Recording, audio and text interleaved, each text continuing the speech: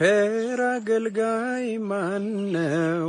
ለንጉሥ የታመነ መክሊቱን ያልቀበረ አትርፎ የከበረ። ዓመት ተማርክ? 3 ዓመት። እሺ ጥሩ ይሁን። እሺ ይሁን። እንደዛ እንደማያስተምር ባይዞ ዘኪ ያለ እየተማረ ነውና እንተው። እሺ ዞሮ ዞሮ እስቲ የትኛው አባት ነው ይህን ክፍል ሲፈታ ይህኛው ክፍል ሲፈታ እግዚአብሔር በራሱ እግር በገነት ተመላለሰ ብሎ የፈታው ማን ነው? አሁን እስኪ ንገረን። ይኸውልህ አባት በሚል ብቻ አትጠይቀኝ። እኔ አሁን አባቶች የአበው መጽሐፍ እሺ እናትም ካለ ችግር የለውም። አንተ የምታውቀው ካለ እኔ አሁን መሰለክ ኢንጄነራል መጽሐፍት ምን ይላሉ ብለህ ጠይቀኝ።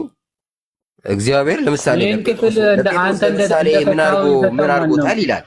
ለምሳሌ ጴጥሮስ ራስ እንደፈታው ይፈታ። አይ አንተ እንደፈታው ንገርህ። ቆይ ለራስ የምታውቀው እሺ።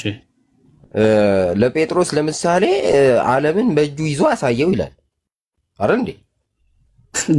የት ላይ ነው እንደዛ ያለው? ደግሞ ዓለምን በእጁ ይዞ ሲያሳየው ባርያቆስም ብሏል እኮ ለመለኮት ጎንበስ ብሎ እንደ ሰው ዕቃ ማንሳት የሚያስፈልገው አይደለም ተብሎ ተጽፏል። ውድሩ በእጁ የተያዘ ነው። ወይ በእጁ ዓለምን ይዞ አሳየው የሚለው የቱ ጋር ነው ያለው? ከሆነ ያልኩ እኔ አሁን መጽሐፍት ይሄ ኢንጀነራል እውቀቶችን ነው ምነግር ያለሁት። ትምህርት ስንማር እገሌ መጽሐፍ ጋር ምናምን እገሌ መጽሐፍ ጋር ካልከኝ ታውቀዋለህ። ያለ መጽሐፍ ዝም ብለህ በጥናት ስለደረስክበት ግን አባሪያቆስን ነገር ቅዳሴ ማርያም ላይ ኧረ ቅዳሴ ማርያም አትጥቀስ እባክህ። ቅዳሴ ማርያም ነው የጠቀስኩልህ እኮ ለመለኮት እንደዛ ይላል።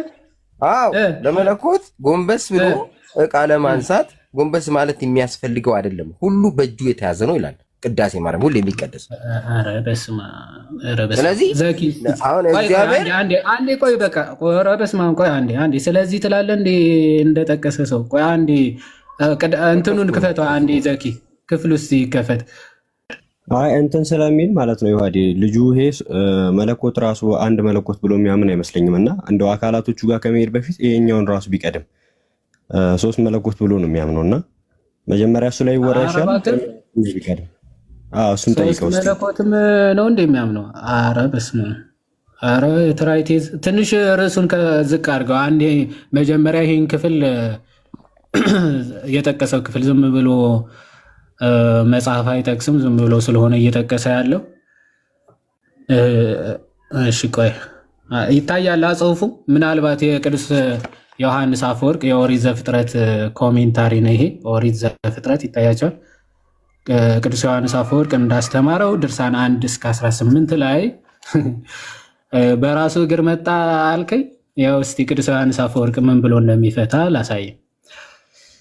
እሺ ዘፍጥረት 3:8 ላይ ነው ያለው። ተወዳጆች ሆይ እነዚህ የመጽሐፍ ቅዱስ ኃይለ ቃላትን እንዲሁ ትኩረት ሳንሰጣቸው የምናልፍ ልንሆን አይገባንም።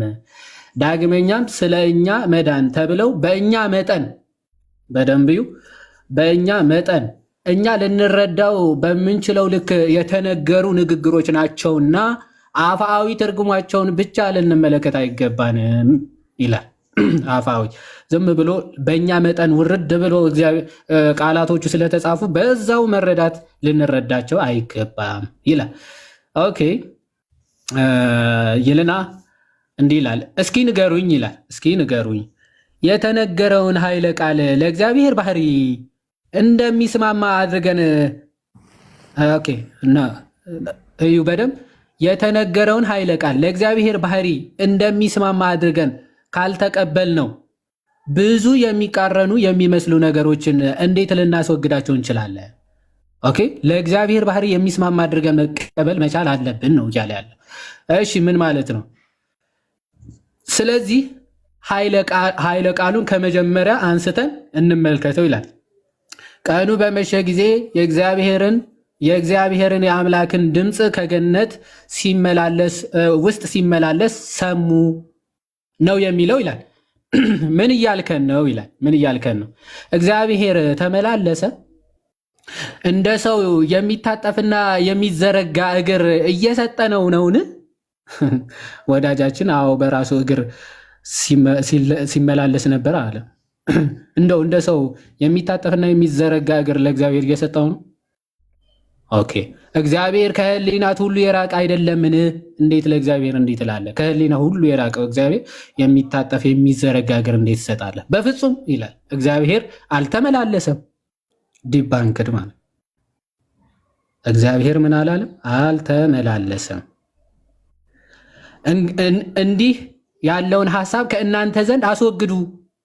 ከአንተ እንዲህ አይነት ሐሳብ ልታስወግድ ይገባል። ማይ ብራዘር በህላዌው ምሉእ በኩልሄ ሲሆን እንዴት በአንድ ስፍራ ተወስኖ ተመላለሰ ተብሎ ሊታሰብ ይቻላል?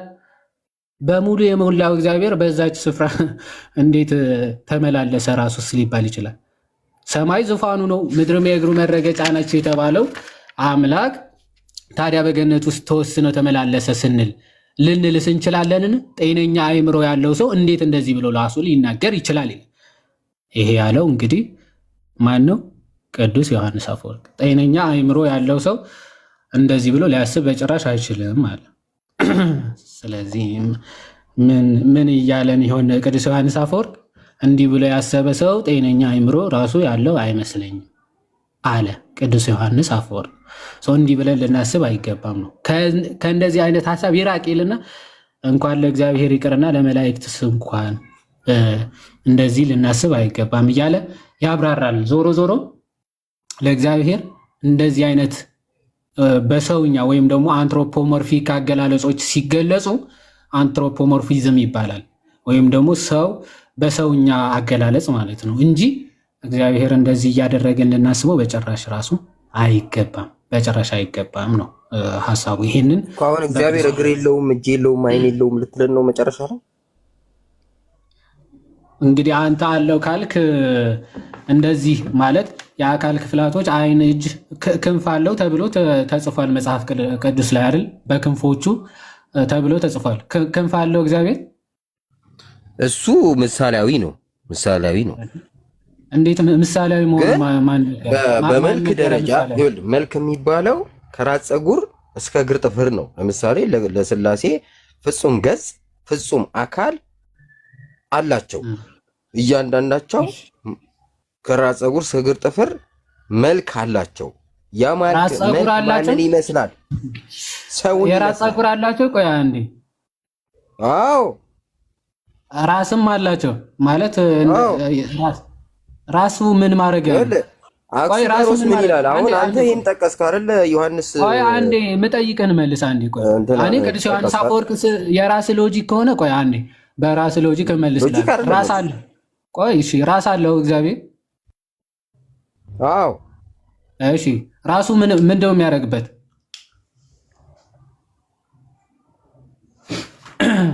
እሺ ምን ያደርግበታል ራሱ? ተመልከቱ። ክፈት ማይክ ዘግቻለሁ እንዴ? ሶሪ። አዎ ዘግተዋል። ራሱን ምን እንደው የሚያደርግበት? አይምሮ አለው። አዎ ያስብበታል። ኦኬ አብ የራሱ የሆነ ራስ አለው። በዛ ራሱ ነው የሚያስበው ማለት ነው አይደል? አዎ ያስባል። እሺ ወልድስ የራሱ የሆነ ራስ አለው የለውም? አለው። ስለዚህ እሱም በራሱ አይምሮ በራሱ ራስ ነው የሚያስበው። በአብ አይምሮነት ያስባል ነው የሚለው። ኩነት የራሱ ራስ አለው እኮ አልከኝ። አሁን የራሱ ራስ ማለት አካል አለው ማለት ነው። አካል ራስ አለው ያስብበታል አልከኝ እኮ አሁን ራሱ አሁን የወልድ ራሱ ግን አይምሮ በአይምሮነት አብ በወልድ ውስጥ ስላለ በአብ አይምሮነት ያስባል። አይ ብራዘር ካም ዳውን። ቆይ ራስ አሁን ስለ ራስ ነው አካል ነው። ራስ ማለት አካል ነው አካል አይደለም እኮ አይደለም። ጥያቄው ምንድነው? የአካል ክፍል ነው አካል አይደለም። በነገራችን ላይ የአካል ክፍል ነው። ስለዚህ ወልድ የራሱ የሆነ ራስ አለው። ከአብ የተለየ የራሱ የሆነ ራስ አለው። እሺ በዛ ራሱ ነው የሚያስበው አይደል? የሚያስበው በአብ አይምሮነት ነው። ኩነት ጋር ስትመጣ አንድነት እኮ የመጣው የወልድ ራስ ለምንድነው የሚጠቀመው? ለውጥ ስብሐትና በፈጣሪ ላይ እንደዚህ አይነት አንድ ነው ሲባል አንተ በአካል አንድ ነው። ቆይ የወልድ ራሱ ለምንድነው የሚጠቀመው? መልስ። ራስ አለው ግን አይምሮነቱን የሚጠቀመው ራሱ ለምን ይጠቀምበታል? ነው የሚያስበው በአብ ልብነት ነው የሚያስበው ይላል እኮ። የራሱ ራስ ለምንድን ነው የሚጠቀመው ነው ጥያቄው። ማይ ብራዘር አካል አለው ይኸውልህ፣ በአይምሮ ግን አካል አለው የለውም አልተጠየቅም። የራሱ ወልድ የራሱን ራስ ለምንድን ነው የሚጠቀመው? ያስብበታል። ያ ራስ ግን አይምሮ በአብ አይምሮነት ነው የሚያስበው ነው። እንዴት ነው በአብ አይምሮ ናቸው? እንዴት ነው በአብ አይምሮ የሚያስበው? አብ የራሱ ራስ በአብ ልብነት ያስባሉ ነው የሚለው እንዴ? ራሱ በራሱ በአብ እንዳለው አብን በእኔ እንዳለ ምኑ ያለው ራሱ አባቴ በልብነት በእኔ ውስጥ አለ፣ እኔ ደግሞ በአባቴ ውስጥ በቃልነት አለው ያለ እኮ ነው። ስለዚህ አሁን የየራሳቸው ራስ አላቸው አልከኝ ማይ ብራዘር። ራስ አካል አላቸው። አካል ራስ የሚባል አካል አላቸው እኮ። ያንን ራስ የሚባለው አካል የሚያስቡበት ነው አይደል? አዎ። ስለዚህ ወልድ በራሱ ራስ ነው የሚያስበው ወይስ አይምሮነት ነው የሚያስበው? በማን ራስ በማን ራስ ነው የሚያስበው? በአብ አይምሮነት። ኦኬ። የአብ አይምሮ ነው ያለው ማለት ነው። የራሱ የሆነ ራስ የለውም ነው ወልድ። አብ የወልድና የመንፈስ ቅዱስ ልብ ነው የሚለው። ስለዚህ በልብነት ወልድና መንፈስ ቅዱስ ስላለ ያስቡበታል። አንድ አምላክ ያደረጋቸው እኮ ሄዶ እኮ አንድ አምላክ ልብ ስላለ አትሽከርከር። ቆይ አንዴ አትሽከርከር። አንድ አምላክ ትተህማ አሁን እኮ ሶስት የተለያዩ ጣዖቶች አረጋቸው እኮ ሁለቱ ስብሐትና ማለት ነው። የየራሳቸው የሆነ ራስ ያላቸው ሶስት ራስ ያላቸው ኦኬ፣ ሶስት ልብ ያላቸው ሶስት እውቀት ያላቸው ብለህ እኮ አሁን የተለያዩ ሶስት አማልክት እኮ አረጋቸው። ለይተህ ስታበቃ አንድ አምላክ ምንላቸው ትላለን? በአካል ሶስት ናቸው። በአካል ይለያሉ። በራስ ወልድ በራሱ ራስ። አንዴ ቆይ አንተ ሰውዬ ዝም ብለህ አትጩ። በራስ የየራሳቸው የሆነ ራስ አለኝና እኔ እስክመልስ ጊዜ ስጠኝ። ጣልቃ ከምንገባ የምጠይቅህን መልስ። እሺ የየራሳቸው የሆነ ራስ አላቸው ወይስ የላቸውም? እሺ እስከምጨርስ ጠብቀኝ። አላቸው ወይም የላቸውም ነው የምትለው? ምን የምታብራራው ነገር የለም። ምንድነው የምትጨርሰው? የራሳቸው የሆነ አካል አላቸው ሶስቱ። ራስ ስትባል አይምሯቸው ግን አንድ ነው። አይምሮ ራሱ አይሰራም እንዴ አንተ? የየራሳቸው ራስ አላቸው የላቸውም ስትባል አይምሯቸው ግን አትበል። ስለ አይምሮ ራስ የሚባል አካል አላቸው አለ። ጨረስን እኮ እሱ። እሺ ጎበዝ። ለምን ያደርጋሉ ሞዴሬተር? እኔ ነኝ ማረግ። ምክንያቱም ስለማይ ከሆነ የየራሳቸው ራስ አላቸው። የየራሳቸው ራስ እስከምጨርስ ጠብቃ። ሳልጨርስ ሐሳቤን ለምን ይታረጋኛል? ሐሳብ ለመግለጽ ቤት ከፍተህ ትሰጣለህ። አሁን የተጠየቀውን ብቻ ነው የምትመልሰው ማይ ብራዘር። አሁን የየራሳቸው የፈለከውን እንኳን ልመልሰው እኔም አብዱል እኮ የምታውቀውን ነው የምትመልሰው፣ ግን ልታስተምር አይደለም የገባው። የተጠየቀውን ልትመልስ ነው። ኦኬ። ይሄ ከአብዱሊዝምም ለየት ያለ አጋልጥ ነው የመጣሁት እኮ ላስተምር ብቻ አይደለም። ስህተት አለብህ ስላሴን ሂድ። ሶስት ራስ ያለው ፈጣሪ እያመለክ ደግሞ ስህተት ላርም ነው የመጣሁት ይላል እንዴ? በፈጣሪ ስም ያለኝና መጠየቅ እችላለሁ። በዚህ ድስ ማንም ያስገባ አንተ ራሱ ያደረግነው ለመጠየቅ መሰለኝ። ይሄ ብሩክ ቤሊ ምናምን አታስገባቸው እነዚህ እንትኖች ስለሆኑ ማለት ነው።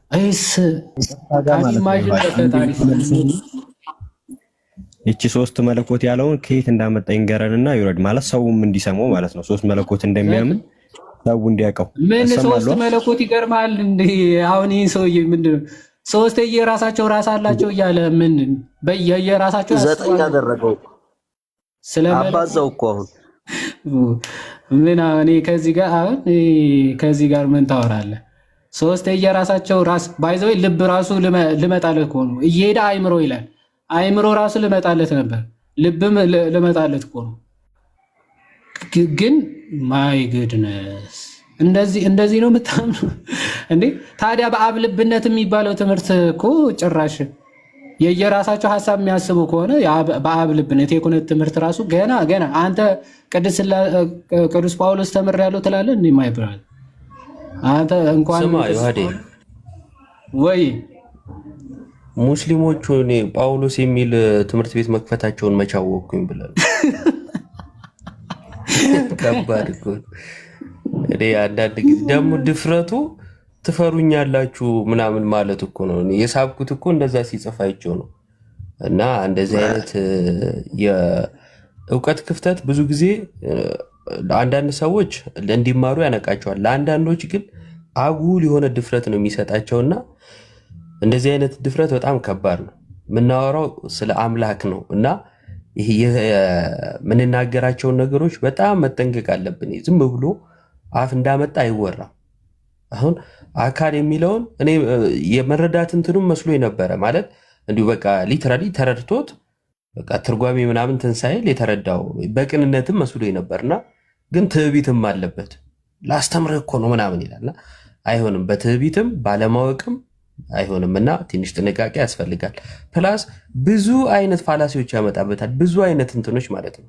እግዚአብሔርን ለአምላክ አካል የሚለውን በስጋ አካል መልኩ የምንረዳው ከሆነ እዛን በቃ የሆነ ቦታ አለ ከተባለ የሆነ ቦታ የለም ማለት እኮ ነው አይደለ? ሚታይ የሚዳሰስ አካል አለው ምትል ከሆነ እና አይን እጅ ምናምን የተባለውን ሊትራሊ አይን እጅ እያልክ የምትወስድ ከሆነ የሆነ ቦታ ይኖራል፣ የሆነ ቦታ አይኖርም። ልክ እንደ ሙስሊሞቹ ማለት ነው። ከአርሽ በላይ ይኖራል፣ ከአርሽ በታች አይኖርም፣ አይወርድም። ከወረደም ለሊት 6 ሰዓት የሆነ ሰዓት ምን እንደዚህ ማለት ነው። ከዛ ሽንት ቤት አይገባም እያልክ ልተረጉም ነው ማለት ነው። ከዛ ይሄ እንትን ትንሽ ይበዛልና አያቅም እንዳይባል ራሱ የሆነ ትንሽ ማወቅ አለበት ነው የሚሆነው።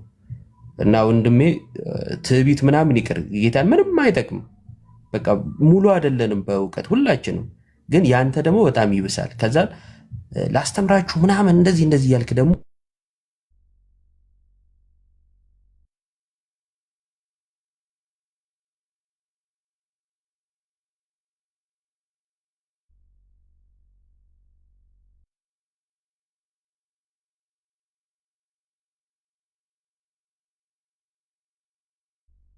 የኔ ነው ወይስ ተቋረጠ? እየዋ እኔም እኮ ደንግጬ ሲምላ ቀየርኩኝ። የሚገርም ዳታ ማን ነው ራሱ እኮ ጸጥ ሲልብኝ ምንድን ነው ብዬ እንትን ብቻ የአሁኑ ሰውዬ የዘመኖቹን ኡስታዞች ከዘመኖቹ ነቢያት ጋር አዋህደው ይዟል። ከእውቀት ነፃ ነው። የመጨረሻ ተዋህዶን የፈጸመው ከሁለቱም ጋርና ቢቀር ይሻላል። ፔትራ እንኳን ደህና መጣ።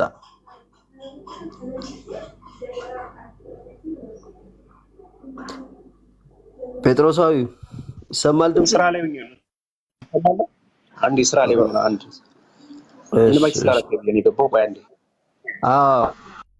አይ ትምህርታችሁን ማወቅ ፈልጌ ነው እንድትነግረን ነው። ካልሆነ በጊዜው አውግዙት ወይ ወደ ኦጄና ወሃበያዎች ላኩት ሰውየውን እና እንትን ትለናለህ። እንደዛ ትበል። እነሱም እንደዛ ሊያምኑ ይችላሉ። አብረው እንዳይሄዱ ነው። አዎ እጅ ለእጅ ተያይዘው ወደ ጫካ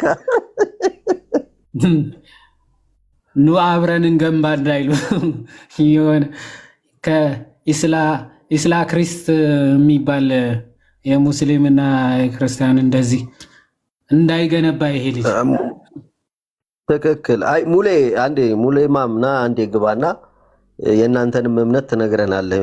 የሚሻለው እንደዛ ይመስለኛል አይደል? ይዋድ የፕሮቴስታንት ትምህርት ማወቅ አለብን፣ ግዴታ ነው። እስቲ እንጃ እንደምን ብለው እንደሚያምኑ። ሙሌ እንኳን ደህና መጣ። እሺ ይዋድ ሰላም ናችሁ? ትንሽ የሚመጭ ነው። እሺ አንድ ጥያቄ ብቻ። እግዚአብሔር አካል ክፍላቶች አሉት ብላችሁ ነው የምታምኑት እናንተ እንደ መካነ ኢየሱስ?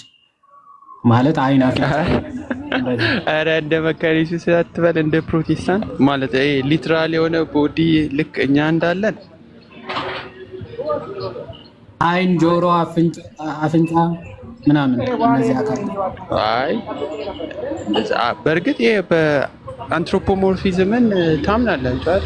ይህን ሪጀክት የሚያደርግ ሰው የለም። እቺ አንትሮፖሞርፊዝም ሳይሆን አስ ዲቫይን ኢሰንስ ወይም ደግሞ እንደ አሴ ዲቪኒቲውን ነው።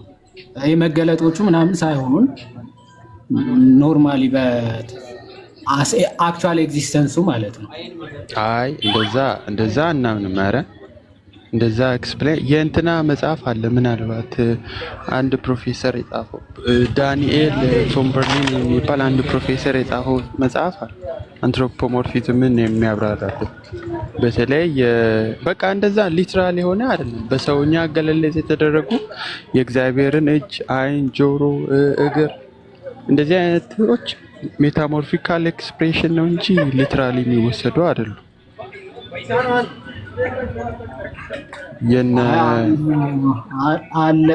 አሴ ፕሮቴስታንስ ማለት አትችልም። አክቹዋሊ አራራ እንደዛ የእንትና የዲዲሞስ ዘብላይንደር እና የኦሪገን መጽሐፍ አለ ሆሊ ስፒሪት ዲዲመስ ዘብላይንድ እንደ ሆሊ ስፒሪት 34ኛው ሴክሽን ላይ በግልጽ ይናገራል። አክቹዋሊ ኢር አይ ምናምን እንደዚህ አይነት የሉትም። ኦኬ ሲምፕል ነው። ዲቫይን ሲምፕሊሲቲ ይዘቀበላላችሁ። አረ በስ ይህ ጥያቄ የሚባል ነገር ነው። ኧረ ተው፣ ከእናንተ ቤት መስሎኝ የመጣ ነው። ሰሙ እኮ ይዞት መጥቶ ነው አለ ተብሎ እኔን አታነካኩኝ። ዲቫይን ሲምፕሊሲቲን ከፈለጋችሁ ዋርሙት ወደ ቦታውታ ታዲያ አይሻልም? የእንትና ነው ጋቪን ኦርትላንድ ያብራራበት ጥሩ አድርጎ አብራርቷል። የእሱ ዌብሳይት ላይም መጽሐፉ ላይም ዲቫይን ሲምፕሊሲቲ ምን እንደሆነ ከፕሮቴስታንት ፐርስፔክቲቭ ከቤተክርስቲያን አባቶች ከአፖስቶሊክ ፋዘርስ ምናምን እነሱን ኮት አድርጎ አብራርቷል። የእሱ መጽሐፍ ይሁና። እኔን አታነካኩኝ። ኧረ ይዋል ማነካካት እኮ አይደለም፣ የአንተ እምነት ነው የምገልጸው እኮ። አሁን ይገቡ የለ እኔ አሁን ለምሳሌ አንድ ኦርቶዶክስ ዝም ብሎ መጥቶ ቢያወራ እኮ ሙሉ በሙሉ የኦርቶዶክስ ፌዝ ነው ልትል አትችልም። በክሪዳል በተጻፈ ነገር በሁሉም ነገር ኮመንሊ ኦርቶዶክስ የሚያምነውን ነገር ሪፕሬዘንት ያደርጋሉ። ሁሉም ፕሮቴስታንቶች እንደዛ ክሪዳል ናቸው እንዴ? ሲጀመር ፔንቴኮስታል እኮ ናቸው አይደሉም? አሁን ሁሉንም እኮ ጨፍልቀ በአንድ ሰው ዲሳይድ ማድረጋችን አንተ ሁሉም ያልከው እኮ አንተ ነህ። የሁሉም ፕሮቴስታንቶች ያልከው አንተ ነህ። እንደዛ አትበለ።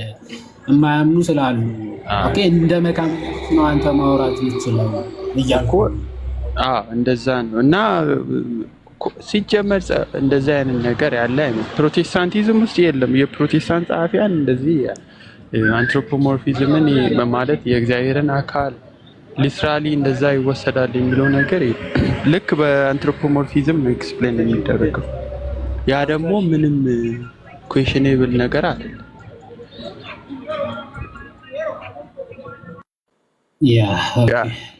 እኔ ሊወጣ ስለሆነ ምናልባት ሌላ ቀን በሰፊው ወይ እንትን እናወራለን መጽሐፍ እያወጣን። ጥሩ። እሺ ሙሌን ቴንክ ዩ እናመሰግናለን። ፓፓ እንዴት ናችሁ? ሰላም ብያችኋለሁ። እንኳን አደረሳችሁ ሁላችሁ። ደግሞ በጠዋቱ እንኳን አብሮ ደረሰን። ሰላም ብያችኋለሁ ሁላችሁ። በጠዋቱ ገባችሁ። ምንድነው አንድ እኔ በጌታ በቲክታክ ፕላትፎርም ላይ ካሉ ሰዎች እንደዛ ሰው ሴጣን የሚጠቀምበት አንድም ሰው አይቼ አላቅም። ከፕሮ ራሱ እንደዚህ አይጠቀምበትም ሴጣን። አሁን እንኳን ፕሮ ሆኗል። ለብቻው ነው እያልክ ነው? ዋና ሱፐር ማክስ ነው። ኧረ ይለያል። ባይዘው ይሄ የፕሮቴስታንት ትምህርት ነው እያለን ስለሆነ ያለው ያው እኛም እንግዲህ ፕሮቴስታንቶችን የምንጠይቀው ለዛ ነው። እህታችን ፌቨን አላነሳም አለችን እንጂ እንጠይቅ ነበር።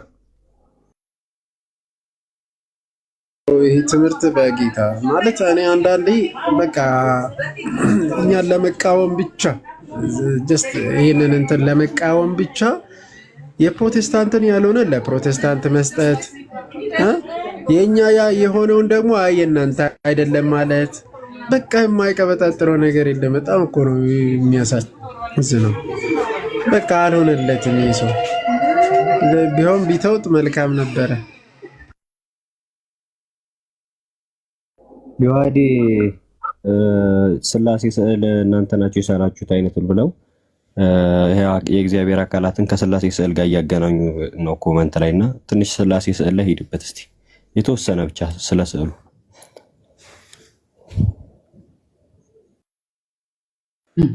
ኦኬ ኦኬ እሺ ዋት ኢዝ ትሩ የምትባለው ወንድማችን መግባት የምችል ከሆነ ግባ። ፕሮቴስታንት ነው ይመስለኛል። እንደዚህ የሚባለው ዲቫይን ሲምፕሊሲቲ ልክ አይደለም እያልክ ስለሆነ ግባ። አብሶሊት ዲቫይን ሲምፕሊሲቲ አንቀበልም። ያ አብሶሊት ዲቫይን ሲምፕሊሲቲ ትክክል አይደለም። ዲቫይን ሲምፕሊሲቲ ግን ትክክለኛ የቤተ ክርስቲያን ትምህርት ነው። እሺ የሥላሴ ስዕል ያ አንትሮፖሞርፊክ አገላለጾች የምንለው ለዛ ነው። እግዚአብሔር አሁን እንደውም ይሄ ከኮፕቲክና የኛ ቤተክርስቲያን በዚህ በአሳሳል ምናምን ልንለያይ እንችላለን፣ ግን ዶግማው አንድ ያደርገናል። ምክንያቱም ዶግማው አንድ ነው የሚያደርገን ከኮፕቲኮች ጋር ማለት ነው። ለምሳሌ እነሱ አስ ዲቫይን ቢይንግ ወይም ደግሞ እንደ መለኮታዊ ባህሪው እግዚአብሔር መሳል አይቻልም የተገለጡት አካላት ካልሆኑ በስተቀር ይልና ወልድን ይስላሉ። በመገለጥ ደረጃ እሱ ስለተገለጠ ይልና አብና መንፈስ ቅዱስን መሳል አይቻልም ይላል። ዲቫይንሊ የማይታይ የማይደረስበት ስለሆነ በሚል ኮንሴፕት ማለት ነው። እኛ ደግሞ መለኮቱን አይተን ስለነዋል ብለን ነው ያንን ስዕል የቅድስት ሥላሴ ስዕል የምንስለው። የቅድስት ሥላሴ ስዕል መለኮታቸው ወይም ደግሞ እኚህ ይመስላሉ። ባይዘ ይሄ ቅድም ሲል የነበረው ልጅ በቃ የቅድስት ሥላሴ ስዕል ሊትራሊ ያን ሥላሴ ማለት እነዛ አድርጎ ነው የሚረዳው ወይም ደግሞ የተረዳው ማለት ነው። እንደዛ አይደለም ኮንሴፕታችን። ባይዘው የቅዱሳት ስዕላት ኮንሴፕት እንኳን ቅድስት ሥላሴ ይቀርና ቅዱሳን መላእክት እንኳን እነዚህ ናቸው እነዚህ ይመስላሉ ብለን አይደለም እየሳልን ያለን። ኦኬ ካደረጉት አንጻር በምንችለውና በምንረዳው መልክ እየገለጽን እንጂ ፈጽሞ ለእግዚአብሔር እንደዚህ አይነት አካላቶች አሉት እንዲህ ብሎ ተቀምጧል እንዲህ ቆይ የቅድስት ሥላሴ እንትን ላውጣውና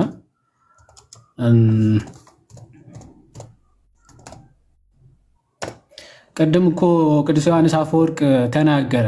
እግዚአብሔር በገነት መካከል ተመላለሰ የሚል አይተህ ከዛ እንደዛ ቀጥታ በስጋዊ ሐሳብ ልትረዳው ትችላለህ ወይ? ይሄ ከኛ ይራቅ ብሎ ግልጽ ይናገራል። የቅድስት ሥላሴ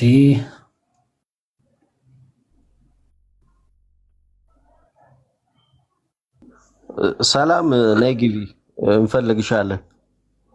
ሰላም መሐመድ ነይ እንዳትሄጂ እሺ።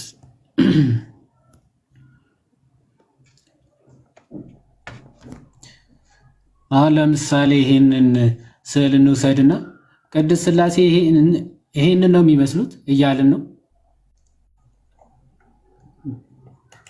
ይሄን ሐሳብ ከኛ በጣም የራቀ ይሁንና ቅድስት ሥላሴ መልካቸው ይሄን ይመስላል፣ እንዲህ ናቸው፣ ህላዊያቸው እንደዚህ ነው እያልን ነው እንዴ? እንዲህ ጸጉር ፂም ያላቸው ሶስት እንደዚህ የተቀመጡ ናቸው ለውቱ ስብሐትና ማለት ነው። እንደዚህ እኮ አይደለም። ሶስት አካላት አሉ ልንረዳው በምንችለው። ኦኬ እኛ ሰዎች ስለሆነ በአይምሮ ውስንነት በጣም ሊሚትድ ስለሆንን የእግዚአብሔር ሐሳብ ደግሞ ከኛ እጅግ የራቀ ስለሆነ ኦኬ በሰዋዊ መረዳት እኛ ልንረዳው በምንችለው መጠን ዝቅ ብሎ እግዚአብሔር ራሱን በሰው የሚገልጸው እኮ እንደውም ባዚል ይመስለኛል ሁለት ኮንሴፕቶችን ይናገራል። ማለት እግዚአብሔር አሁን ራሱን የማይገልጸው ለምንድን ነው ብለው ይጠይቅና አንድ ራሱን መግለጽ ስላልፈለገ ስለማይፈልግ ነው። ሁለተኛ ራሱን መግለጽ ስለማይችል ኦኬ ስላልፈለገ ወይስ ስለማይችል ነው እግዚአብሔር እንትን ራሱን መግለጽ ያልቻለው? ወይስ ደግሞ ሌላ ምክንያት አለው እግዚአብሔር አምላክ ራሱን ያገለጸበት ይልና እግዚአብሔር አምላክ ራሱን መግለጽ ይችላል። ኦፍ ኮርስ ራሱን መግለጽም ስለሚፈልግ ራሱን እየገለጸልን ነው አይደል? ግን አክቹዋል ኤግዚስተንሱ ራሱን ቢገልጽ ግን ፍጥረት ራሱ ምን ሊቆም አይችልም። ፍጥረት እሱን አይቶ በህይወት የሚቆም የለምና ማለት ነው። ኦኬ አውት ኦፍ ኤግዚስተንስ ፍጥረት ሁሉ ይጠፋል። ስለዚህ ከፍቅሩ ከርኅራኄው የተነሳ እግዚአብሔር አምላክ መግለጽ ለኛ ራሱ እንዳለ መግለጽ ስለሚፈልግ እኛ ልንችለውና በአቅማችን ልንረዳ በምንችል መልኩ ራሱን ይገልጽልናል ማለት ነው። ስለዚህ ይሄንን ስላሴ እንዲህ ይመስላሉ ማለት ሳይሆን ሶስት አካላት እንዳሉ ኦኬ፣ ሶስት እኔነት እንዳሉ በአካል ስንል በእኔነት ሶስቱም የተለያዩ እንደሆኑ ኦኬ፣ በስም የተለያዩ እንደሆኑ፣ በግብር የተለያዩ እንደሆኑ፣ በኩነት የተለያዩ እንደሆኑ ለማጠየቅ ሶስት የተለያዩ አካላት ይሳላሉ። አብ፣ ወልድ፣ መንፈስ ቅዱስ ኦኬ። ግን የትኛው ነው አብ የትኛው ነው ወልድ መለየት ኦኬ፣ ኤግዛክት ኢሜጅ የአብ ፐርፌክት ኢሜጁ ስለሆነ ወልድና መንፈስ ቅዱስ በመልካቸው የተለያዩ ተደርጎ አይሳሉ ኦኬ። በቁመት በቅድምና እንደዚህ በፍጹም ሊለያዩ አይችሉም። ስለዚህ ሲሳሉ አንድ አይነት በመጠን በቅርጽ በመልክ አንድ አይነት ተደርገው ይሳላሉ። ይህን ምን ያሳያል? በመለኮት ኦኬ፣ በህልውና፣ በአገዛዝ፣ በመፍጠር፣ በቅድምና፣ በመመለክ በመልክና መቀመጥ የሚለውን ያ መመለክን ስለሆነ የሚያሳየው ክብርን ስለሆነ አምላክነትን ስለሆነ የሚያሳየው ሶስቱም አካላት አንድ ዙፋን ላይ ተቀምጠው አንዲት ክብር፣ አንዲት ስልጣን፣ አንዲት ጌትነት፣ አንዲት መለኮት እንዳለቻቸው ለማጠየቅ ሶስቱም አካላት አንድ ዙፋን ላይ ተቀምጠው ይታያል። ቆይ ፔትራ፣ አሁን ለምንድን አንድ ቁጥር እየጻፍክ ያለው? ፔትራ ቅድም አውራ ስትል አይመችም አልክ አይደል? አሁንም ቢሆን ተረጋጋና የምትጠየቀው ጥያቄ ይኖራል። እሱን ከመለስክ በኋላ ሌላ ነገር መጠየቅ ከፈለክ ትጠይቃለህ። እያብራራን ቆይ ሚዩት አድርገው መጠየቅ ምችል ይሄ ለአንተ አልተሰጠማ፣ ለአንተ አይደለም ይሄ መልስ እየተሰጠ። ስለዚህ ተረጋጋ። ስዕል ሲመጣ የሆነ እንደዋቂ ያጫውትህ። እግዚአብሔር የሰውነት አካል አለ ወይ ብሎ ስትጠየቅ እኮ አይመቸኝም አልክ አይደል? ስለዚህ ተረጋጋና የምትጠየቀውን ትጠየቃለህ። ያ እሺ፣ ሳያብራራ ምኑን ነው የምትጠይቀው? ሲጀምር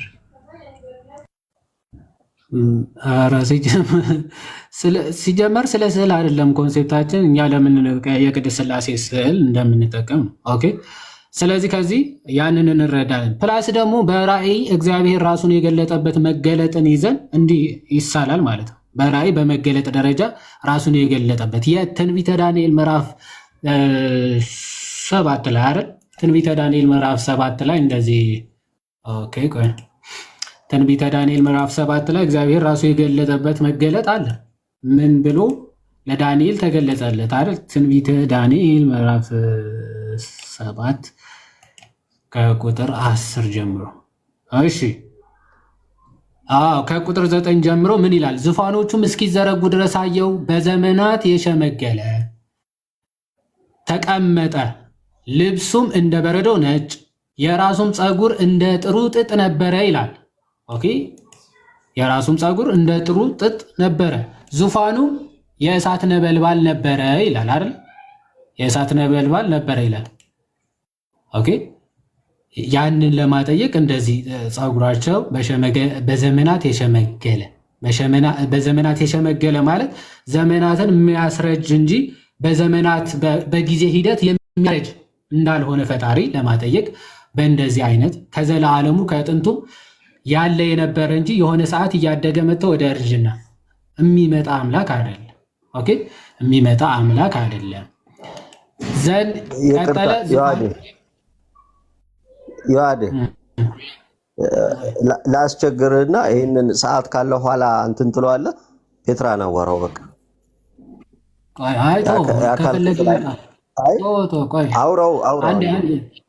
አንዴ እንጨርሰው። ቆይ ለሱ ብለን የጀመርነውን ሀሳብ አናቆመው።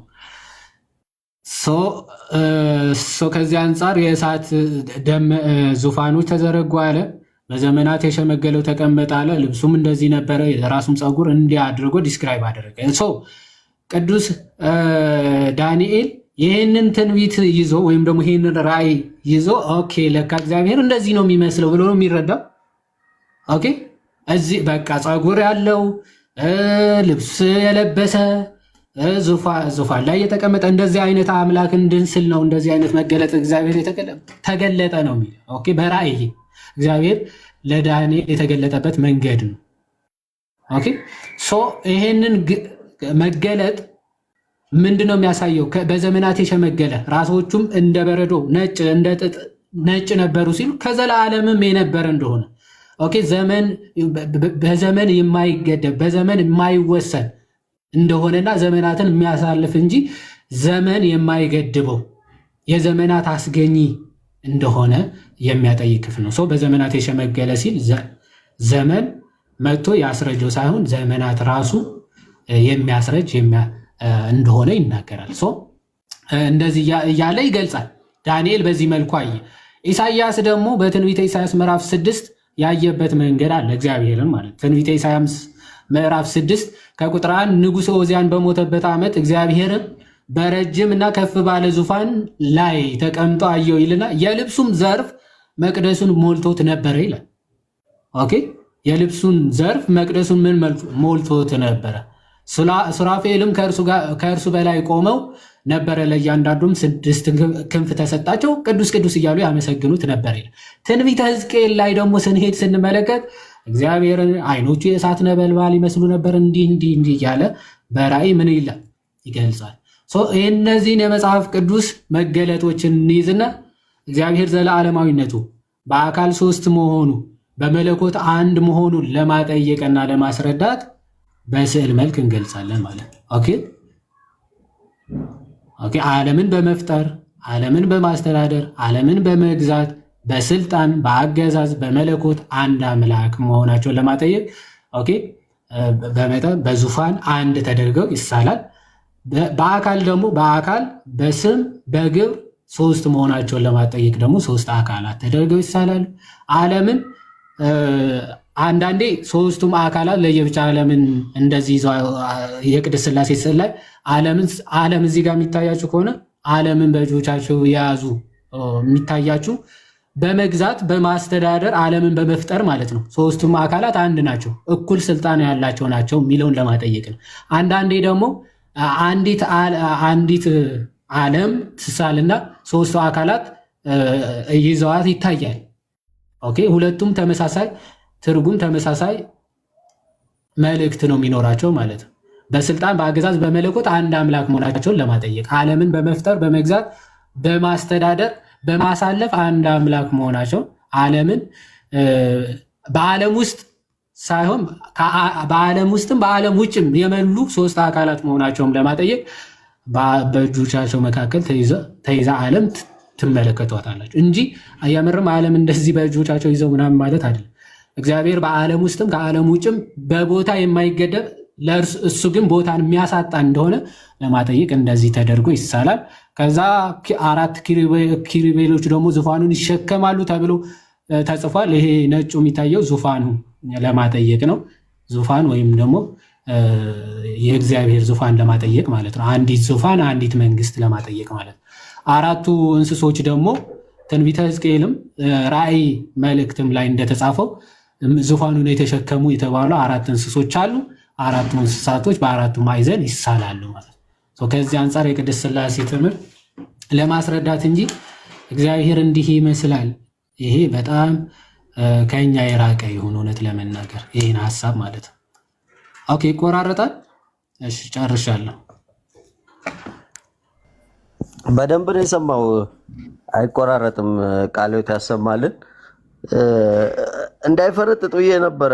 ዮሐዴ ስዕል ሲያይ ነው በቃ ደስ ብሎት ስለ ስዕሉ መጠየቅ የፈለገው እንጂ አጭስ ትምህርቱ ላይ ያው ዞሮ አካል አለው ማለቱ አይቀርም ነበር። እዛ ደግሞ ከሰሙ ቤት የመጣችሁ ሞዴሬተሮቹ እንዳለ እውነት እግዚአብሔር እጅ እግር የሚባለው አይን የሚባለው ነገር ካለው ይሄ ቦዲ ፓርት ካለው መታችሁ መናገር ትችላላችሁ ፍላጎታችሁ ከሆነ። ይሄ አንጫጫችሁ ምናምን ጉዳይ አይደለም። እሱም እየተጫጫ ያለው እዛ የሰው ቪዲዮ ይዞ ነው ትምህርቱ እንኳን ምን እንደሆነ ሳያቅ ማለት ነው። እና ብታርሙት መልካም ነው።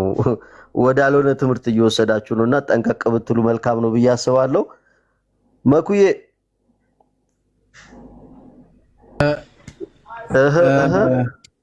እያያቸው ነው አይደል? ኮሜንቱን እኔ እኮ በጣም ይገርመኛል።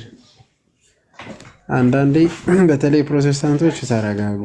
ከምን አንጻር እንደሆነ በቃ እናንተ ራሱ ለመረዳት እኮ አንዳንድ ነገር አለ። እግዚአብሔር አምላካችን እንዲያው አይን እጅ፣ ጆሮ፣ እግር ምናምን እንደምንለው እንደዛ አይነት አካላት በሰው አይነት የምናስበው አለው የለው? እንደዛ እግዚአብሔር መንፈስ ነው። አዎ እግዚአብሔር ይሰማል፣ እግዚአብሔር ያያል፣ እግዚአብሔር በሁሉም ቦታ ይገኛል ስንል አሁን የምንለው እንደ ሙስሊሞቹ እንትን አንልም። እኛ ሙስሊሞች አይደለም።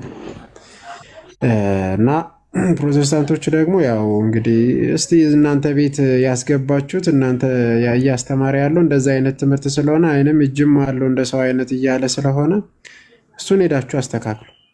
እኛን ታው እኛ እያስተማርን ያለ ነው። እና ሌላ ደግሞ ስዕሉም ደግሞ በስላሴ መልክም በሌላም እግዚአብሔር በተለያየ አይነት ሊገለጥ ይችላል።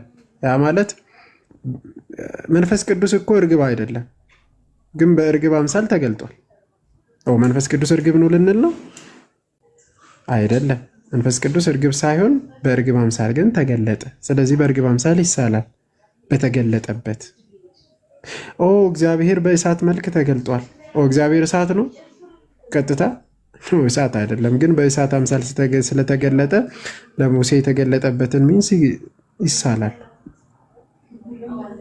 እግዚአብሔር በመምህር አድባር ስር በኦሪት ዘፍጥረት ምዕራፍ 18 ላይ ለማን ተገልጧል? በሰው አምሳል ለአብርሃም ተገልጧል። እግዚአብሔር ሰው ነው? በሰው አምሳል ነው የተገለጠው። ስለዚህ 3 ሰዎች ነው አይኑን ከፍ አድርጎ ያየው። እግዚአብሔር ብሎ የተገለጠው እግዚአብሔር የተገለጠለት 3 ሰዎች ነው የሚለው ቃል በቃል ኦሪት ዘፍጥረት ምዕራፍ 18። ስለዚህ ቀና ያለው ያየው 3 ሰው ነው። እግዚአብሔር ሰው ነው ልንል ነው? አይደለም። ስለዚህ እግዚአብሔር በተገለጠበት እግዚአብሔር መንፈስ አይደል? ግን ለእኛ ማለት በኤነርጂያ በኩል ነው የሚገለጠው። በዛ በኤነርጂያ ውስጥ በሚገለጥበት ለእኛ ምን ይሆናል ማለት ነው? እኛ ስዕሉን እንስላለን በተገለጠ ያውን በመጽሐፍ ቅዱስ ውስጥ በተጠቀሱበት ማለት ነው እንጂ የእግዚአብሔር መልክ ይህ ነው፣ የእግዚአብሔር ጆሮ ይህ ነው፣ የእግዚአብሔር አይን ይህ ነው፣ የእግዚአብሔር እጅ ይህ ነው ማለት እንደዛ ተብሎ የሚገለጥበት የለም። አንገልጥንም ማለት ነው። እግዚአብሔር መንፈስ ነው። ስለዚህ በመንፈስ እንሰግድለታለን። በስዕል መልክ ደግሞ የተገለጠው እንደዛ እንቀበላለን በመጽሐፍ ቅዱስ። ቃልዮትን ያሰማልን። እዮባይ ሰማለሁ። አዎ ትሰማለህ። እኔን ከሰማኝ ያው እንትን ነው መረዳት ነው። አሁን ዮሐዴ በደንብ አብራርቶታል። ቃልዮት ያሰማልን። እኔ አንዳንድ ሰው ኮሜንት ላይ አሁን ታዲያ ማንሳል ብሎ ነው ምናምን ይላል እና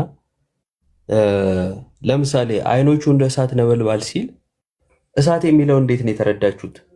ለምሳሌ ማለት ነው እሳት የሚለው ቤት ውስጥ የሆነ ነገር ሲሰራ ከዛ እሳት ተቀጣጥሎ እሳቱ የሆነ እንትን ሲል አይደለ? እሳት የምናውቀው ይሄንን ነው። አይን ውስጥ እንደዛ አይነት ነገር አለ። እሺ አይኑንስ እንዴት ነው የተረዳችሁት? እሳት ለማንቦልቦል የሚበቃ ቦታ ያለው እንደዛ ነው እየተረዳችሁ ያላችሁት ነው? እና እኔ ጌታ አንዳንድ ሰው እኔ እንዴት እንደሚያስብ ግራ ነው የሚገባኝ። ስለ እግዚአብሔር ሲነገር የሚነገሩት ቃላቶች ገላጭ ሆነው የሆነ ነገር ለማሳየት እንጂ ሰውኛ ቃላቶችን ሊተራሊ ወስደን እንዲህ ነው እንድንል አይደለም። እና አረዳዳችንን ልናስተካክል ይገባል። ፕላስ ጎንደሬው ስትጽፍ አይቻለኝ እዛም ቁጭ ብለ እዚህ ምን እየተወራ እንደሆነ እየተረዳህ አይደለም። እና መረዳት አስቀድሙ። ቡድን አታድርጉት። ማለት የሆነ ቡድን ካለ አለ ነው እንደ እንትን መከተል፣ የሆነ ቡድን ደግሞ ሌላ ካለ እንደ ዝም ብሎ ግር ብሎ መቃወም፣ ግር ብሎ መደገፍ፣ ግር ብሎ መቃወም አይደለም ክርስትና ማለት ነው። ኢየሱስ አካል የለውም ያለ ማን ነው? እስቲ አሁን አብ አካል የለውም ያለ ማን ነው? መንፈስ ቅዱስ አካል የለውም ያለ ማን ነው? አይ ስለምን እየተወራ እንደሆነ አታውቁም፣ አይገባችሁም። ዝም ብለህ በጌታ ስም እኔ እንትኑ ነው የሚገርመኝ፣ የመረዳት አቅሙ እኮ ነው ይዋዴ። ዝም ብሎ ቁጭ ብሎ ምን እንደሚወራ አይገባውም። ከዛን ያልገባውን መጥቶ ያወራል። የብዙዎቹ እንትን ነው ማሳያ ነው። ብዙዎቹ እንዲህ ናቸው። በቃ ምን እየተወራ ነው? የተቃወም ነው ምንድን ነው? እያልን ያለ ነው ምንድን ነው? እዛስ እየተባለ ያለው ምንድን ነው? የተባለውን ስማ። ዝም ብለህ ሰው አትከተል። በጣም ይቅርታ አድርጉልኝና በጣም ነው የሚያናድደኝ። ትልቅ ሰው ሆኖ ማሰብ እየቻለ ጥልቅ የሆነ ቴዎሎጂውን ለምን አላወቅንም ምናምን እሱ አይደለም፣ ለሁሉ አይደለም። ሲጀመር ቴዎሎጂ ማለት ሁሉም ይረዳው አይደለም። ግን ቀላል የሆኑ ነገሮች እንኳን ለመረዳት ብንሞክር ጥሩ ነው። አካል የለም አይደለም፣ የአካል ክፍል ብሎ እንደ ሰውኛ የተገለጹ ነገሮችን አየ ወይም አይን፣ እጅ ምናምን ሲባል ቀጥታ ሊትራሊ አዎ እጅ ነው፣ እግር አዎ እግር ነው እያለ ሲተረጉም ያንን ነው የአካል ክፍልን እንጂ አካል የለውም የሚል አይደለም። አካል ስንልም ደግሞ ፐርሰን እንጂ ቦዲ እያልን አይደለም፣ ለእግዚአብሔር ማለት ነው። ለአብ ለወልድ ለመንፈስ ቅዱስ ስንናገር ይህንን ነው። ለመረዳት ብትሞክሩ ጥሩ ነው። ስዕል ግን በቃ ቅድም ያልኳችሁ በህሊና የሚሳል ነው። በወረቀት ምናምን ማለት የጽሁፉ ማለት በመጽሐፍ ቅዱሳችን ላይ እግዚአብሔር እንደዚህ እንደዚህ እየተባለ ሲገለጽ ህሊናችን ላይ ይሳላል። የግድ በወረቀት እስኪሳል አትጠብቅ። አይኖቹ እንደ እሳት ነበልባል ሲል በህሊና ትስለዋለ። ከዛን ግን እሳት አይኖች ምናምን የሚለውን የምትረዳበት መንገድ ሊትራሊ በስጋ መረዳት ልትረዳው አይገባም ነው። ዋናው ነጥብ እሱ ነው። እና ወደ ስዕል ለምን እንወስደዋለን? ገላጭ ስለሆነ እግዚአብሔር ራሱን የገለጸልን እኛ በምንረዳው መልኩ ነው። እግዚአብሔር ራሱ የተገለጸልን ማለት ነው። መጽሐፍ ቅዱስን መመልከት ነው። እያንዳንዱ ስለ እግዚአብሔር የተነገሩ በሰውኛ ናቸው። አሁን ዙፋን፣ እሳት ምናምን የቀሚሱ ዘርፍ መቅደሱን ሞልቶታል ሲል ለምሳሌ እንዴት ነው የተረዳው ኢሳይያስን? እነዚህ ሁሉ እንትኖች ገለጻዎች ሰውኛ ናቸው። እግዚአብሔር ራሱን ሰው በሚረዳው መልኩ ነው የገለጸው እንጂ በባህሪው አይደለም። እግዚአብሔርን መላእክትን በባህሪያቸው አናቃቸው። አጠገብ አሁን ዝም ብለታች ባለማወቅ ምትኮምት ወዳጄ አይደለም እግዚአብሔርን አይደለም መላእክትን ከጎን ያለውን ሰውዬ ጨርሰ አታውቀው። ጨርሰ እንዲህ ነው ብለህ ዲፋይን ማድረግ አትችልም። ስለዚህ ማለት አንተ ከጎን ያለውን ሰው እያየኸው እንኳን እንዲህ ነው ብለህ ማትናገርለትን ሰው የፈጠረውን አምላክ ነው እየተናገርክ ያለው ማለት ነው። ግዝፈቱ በዚህ ያክል ነው። ጥንቃቄ የሚፈልገው በዚህ ያክል ነው ማለት ነውና ረጋ ብላችሁ ብትረዱ ምናምን ጥሩ ነው ብዬ አስባለሁ። እንደዛ አብራርቶት አሁን እታች ታዲያ ምን ይላል ማለት ነውና ያሳዝናሉ አንዳንዶች ማርያምን። ከዛን ደግሞ አንድ የሰማሁት ህዝቡን ልቀቁት እንዲህ አይረሰው በባዶ በእንትን አደናግራችሁ ይዛችሁት በቃ ህዝብ ሳምንት ሳይሞላው ነፃ አውጪ ግንባር ማለት ነው። አረ በመድኃኒዓለም እሺ የምን ነፃ አውጪ ግንባር ብለህ ሰይማ ራስህን አዳሚ። አረ ተው እንዴ ወይ ምን ያምር አለ እና ማለት አጠገባችሁ ያለ ሰው ራሱ ይታዘባችኋል ማንነታችሁን ማለት ነው። አጉል ብጥስጥስ አትበሉ። ከሁሉ ነገር የነሳችሁ ናችሁ ስትበጣጠሱም ደስ ስለማይል ማለት ነውና ስምም እያነሳ ምናምን ማውራት አይጠበቅብንም።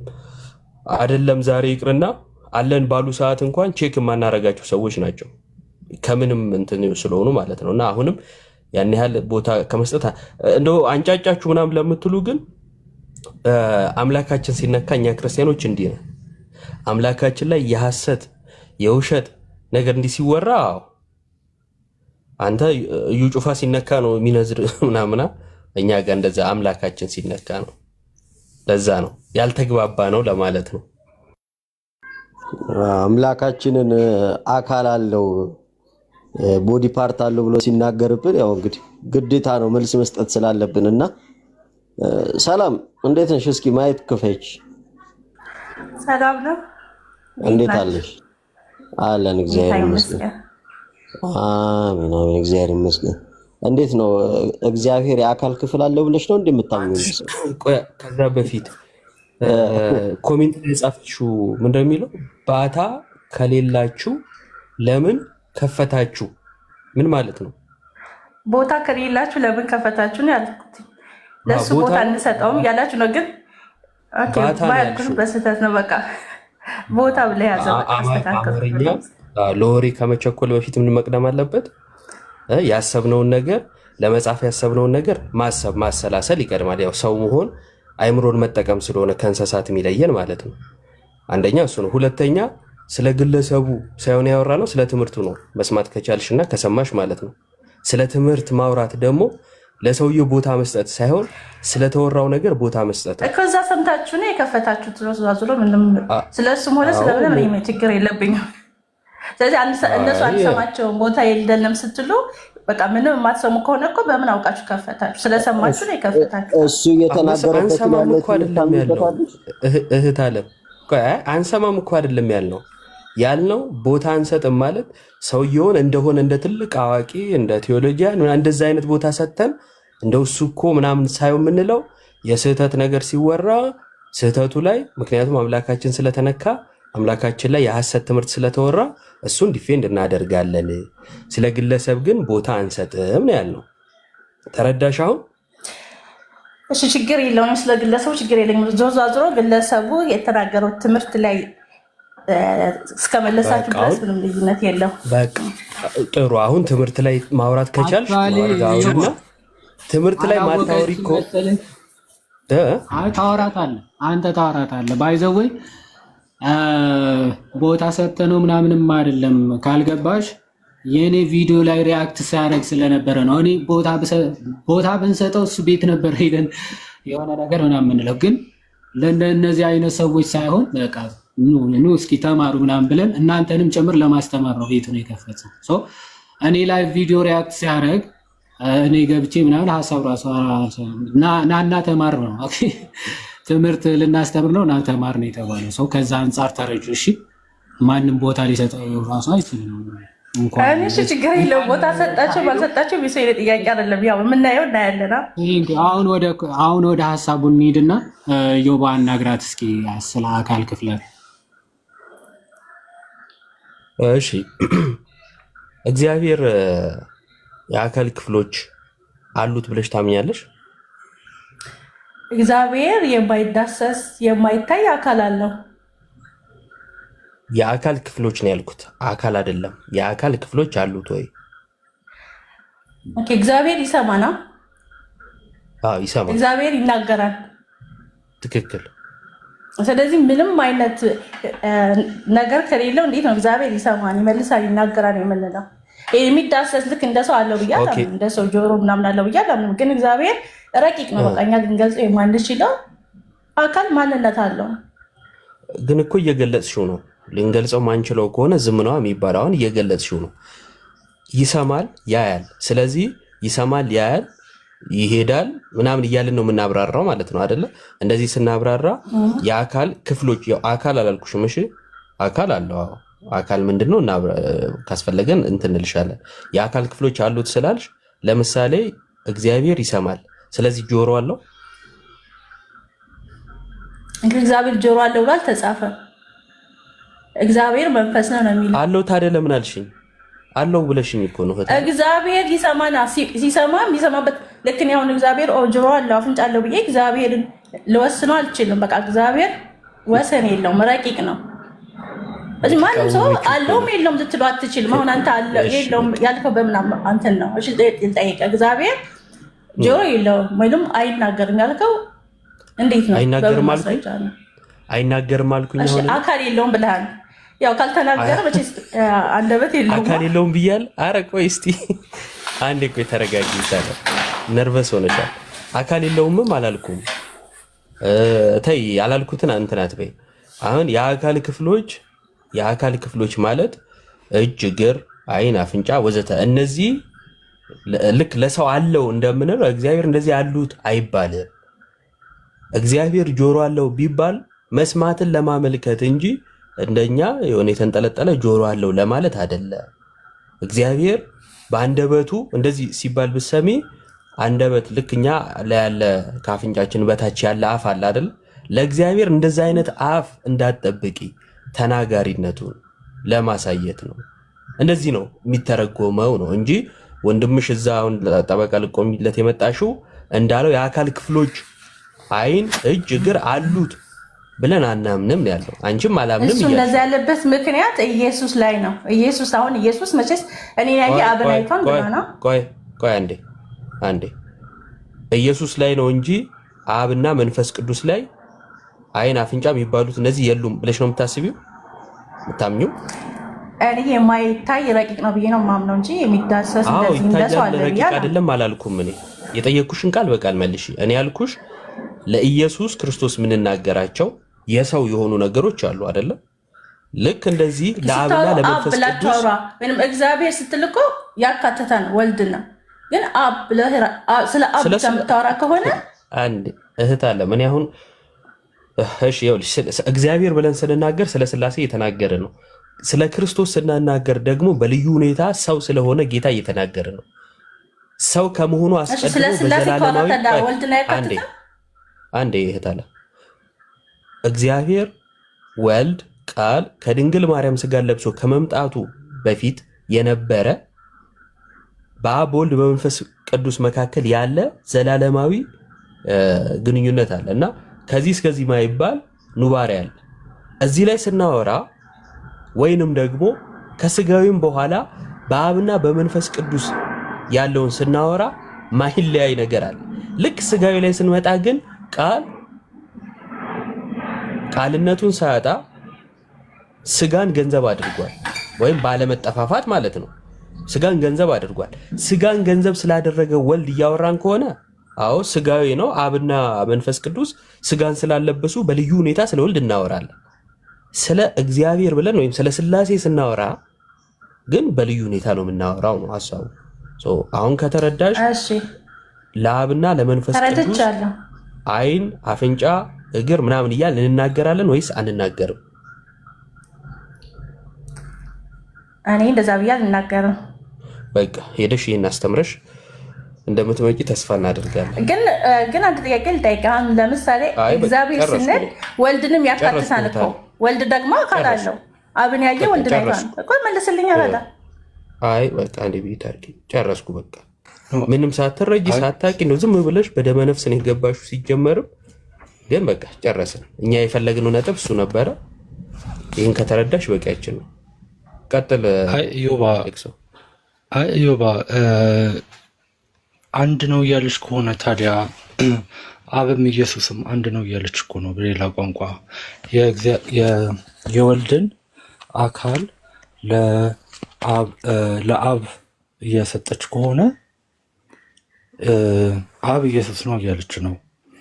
ከእንደገና ደግሞ የማይነጣጠል ከሆነ ኦር ባህሪያቸው ለሁሉም ይሰጣል የምትል ከሆነ መንፈስ ቅዱስንም አካል አለው እያለች ነው። ስለዚህ ይሄኛውን እንዴት ነው እኔን ያየ መንፈስ ቅዱስ አካል የለው ሲል እኛ የምናወራው ስለ የአካል ክፍል ነው። የአካል ክፍልና አካል መንፈስ ቅዱስ አካል አለው እያለች ነው አልክ። አንተ ልጠይቅ፣ መንፈስ ቅዱስ አካል የለው? አካል አለው፣ የአካል ክፍል ግን የለውም። አንቺ የአካል ክፍል አለው፣ መንፈስ ቅዱስ የአካል ክፍሎች አሉት።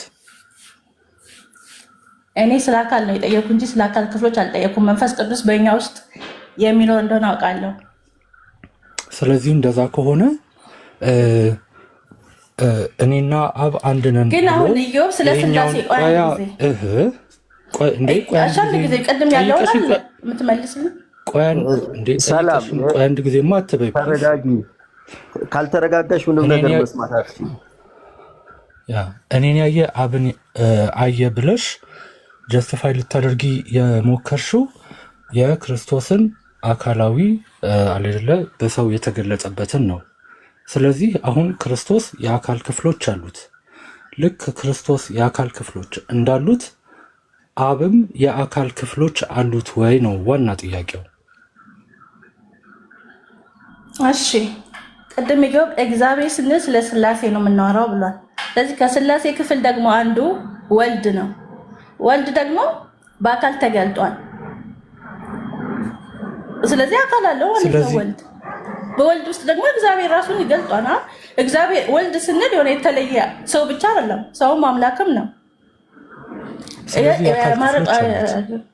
ዮሐንስ ላይ ራሱ የጠቀስኩት እኔን ያየ አብን አይቷን ይላል። ስለዚህ እንዴት ነው ይሄን የምትገልጸው? ኢየሱስን ያየ ሰው አብን ካየ ክፍል ነው እንዴ? ወልድ የሥላሴ አንዱ የአካል ክፍል ነው? የአካል ክፍል ነው አይደለም? ታዲያ አሁን እኮ የአካል ክፍል ነው አልሽ እኮ። እኔ የአካል ክፍል ነው አላልኩም። የተለያየ ሶስት አካል አልሽ እኮ። ስትናገሪ እኮ የአካል ክፍል ነው አልሻ አልኩኝ። በቃ ተሳስቼ ነው አይደል? ይኸውልሽ እኮ ሰላም ካልተረጋጋሽ ድረስ ትምህርት ትስጫለሽ። ተረጋግ ታወራለህ ብዬ አይደል? ዝም ብሎ መንቀዥቀዥና የሆነ ነገር ስትናገሪ በራሱ ላይ ደርቦ መናገር ሳይሆን ተረጋግተሽ ትምህርቱ ምንድነው ሐሳቡ ምንድነው የሚለውን እስካላወቅሽው ድረስ እንደዚህ ነው የምትስጪውና ፕሊስ አንቺ ረጋ በይና የሚነገርሽን ስሚ። ይቅርታ ቀጥል። እሺ አይ እንደው የመረዳት እንትን ከሆነ እንድትረዳው እንትን በማለት ነው። ለምሳሌ ቃል ስጋ ሆኗል ስንል ወይም እግዚአብሔር ወልድ ስጋ ለብሷል እንላለን። እግዚአብሔር አብ ስጋ ለብሷል እንላለን? ሰላም አንልም። ስለዚህ በልዩ ሁኔታ ከአብም ከመንፈስ ቅዱስም ለይተን ስጋ ሆነ የምንለው ለወልድ ነው አይደለ? ለወልድ ነው። ይሄ የምናወራው መቼ ነው? ከድንግል ማርያም ስጋን ከለበሰ በኋላ ነው፣ ወይም ስጋዊን ነው የምናወራው ማለት ነው። ግን ከዘላለሙ ከድንግል ማርያም ስጋን ከመልበሱ በፊት አብ፣ ወልድ፣ መንፈስ ቅዱስ የአካል ክፍል አላቸው? የአካል ክፍል ሳይሆን አካል ነበሩ። ሳይሆን ብለሽ የራስሽ ጠየቅኩሽ። የአካል ክፍል ካልኩሽ አካል ብለሽ ማውራት አይጠበቅብሽም። አዎ አካል እናምናለን። ሲጀመር በፕሮቴስታንት ውስጥ ከአገላለጽ ጀምሮ እንደ ደህና የሥላሴ መረዳት አላቸው የሚባሉ ሁሉ የሚገልጹት የኦርቶዶክስ ተዋህዶን ትምህርተ ሥላሴ ነው። በመጽሐፍ ላሳይሽ ይችላል። በተረፈ ችግር የለውም። አሁን በአጭሩ ከዘላለሙ ቅድመ ስጋዌ የአካል ክፍል ለአብ ለወልድ ለመንፈስ ቅዱስ እንናገራለን ወይስ አንናገርም? ለአካል እንደገና አልሰማሁም፣ ይቅርታ። የሆነ ምን ቀጥሎ ምን ልበለው እያልሽ እያሰብሽ ስለሆነ እኔ ልሰሚያችን ያውልሽ ሚዩት አድርጊ አንዴ። ትምህርተ ሥላሴ ላይ የሆነ ነገር ለመረዳት እንደመጣሽ አስቢ። እሺ ጥያቄም ሊኖርሽ ይችላል፣ ምንም ችግር የለውም። የምታውቂውም ነገር ይኖራል። ብቻ የሆነ ነገር ለመረዳት ነው አሉ የመጣችሁ። እሺ እንደዛ ከሆነ ትሰሚኛለሽ ማለት ነው። አሁን በደንብ አድርገሽ ስሚ።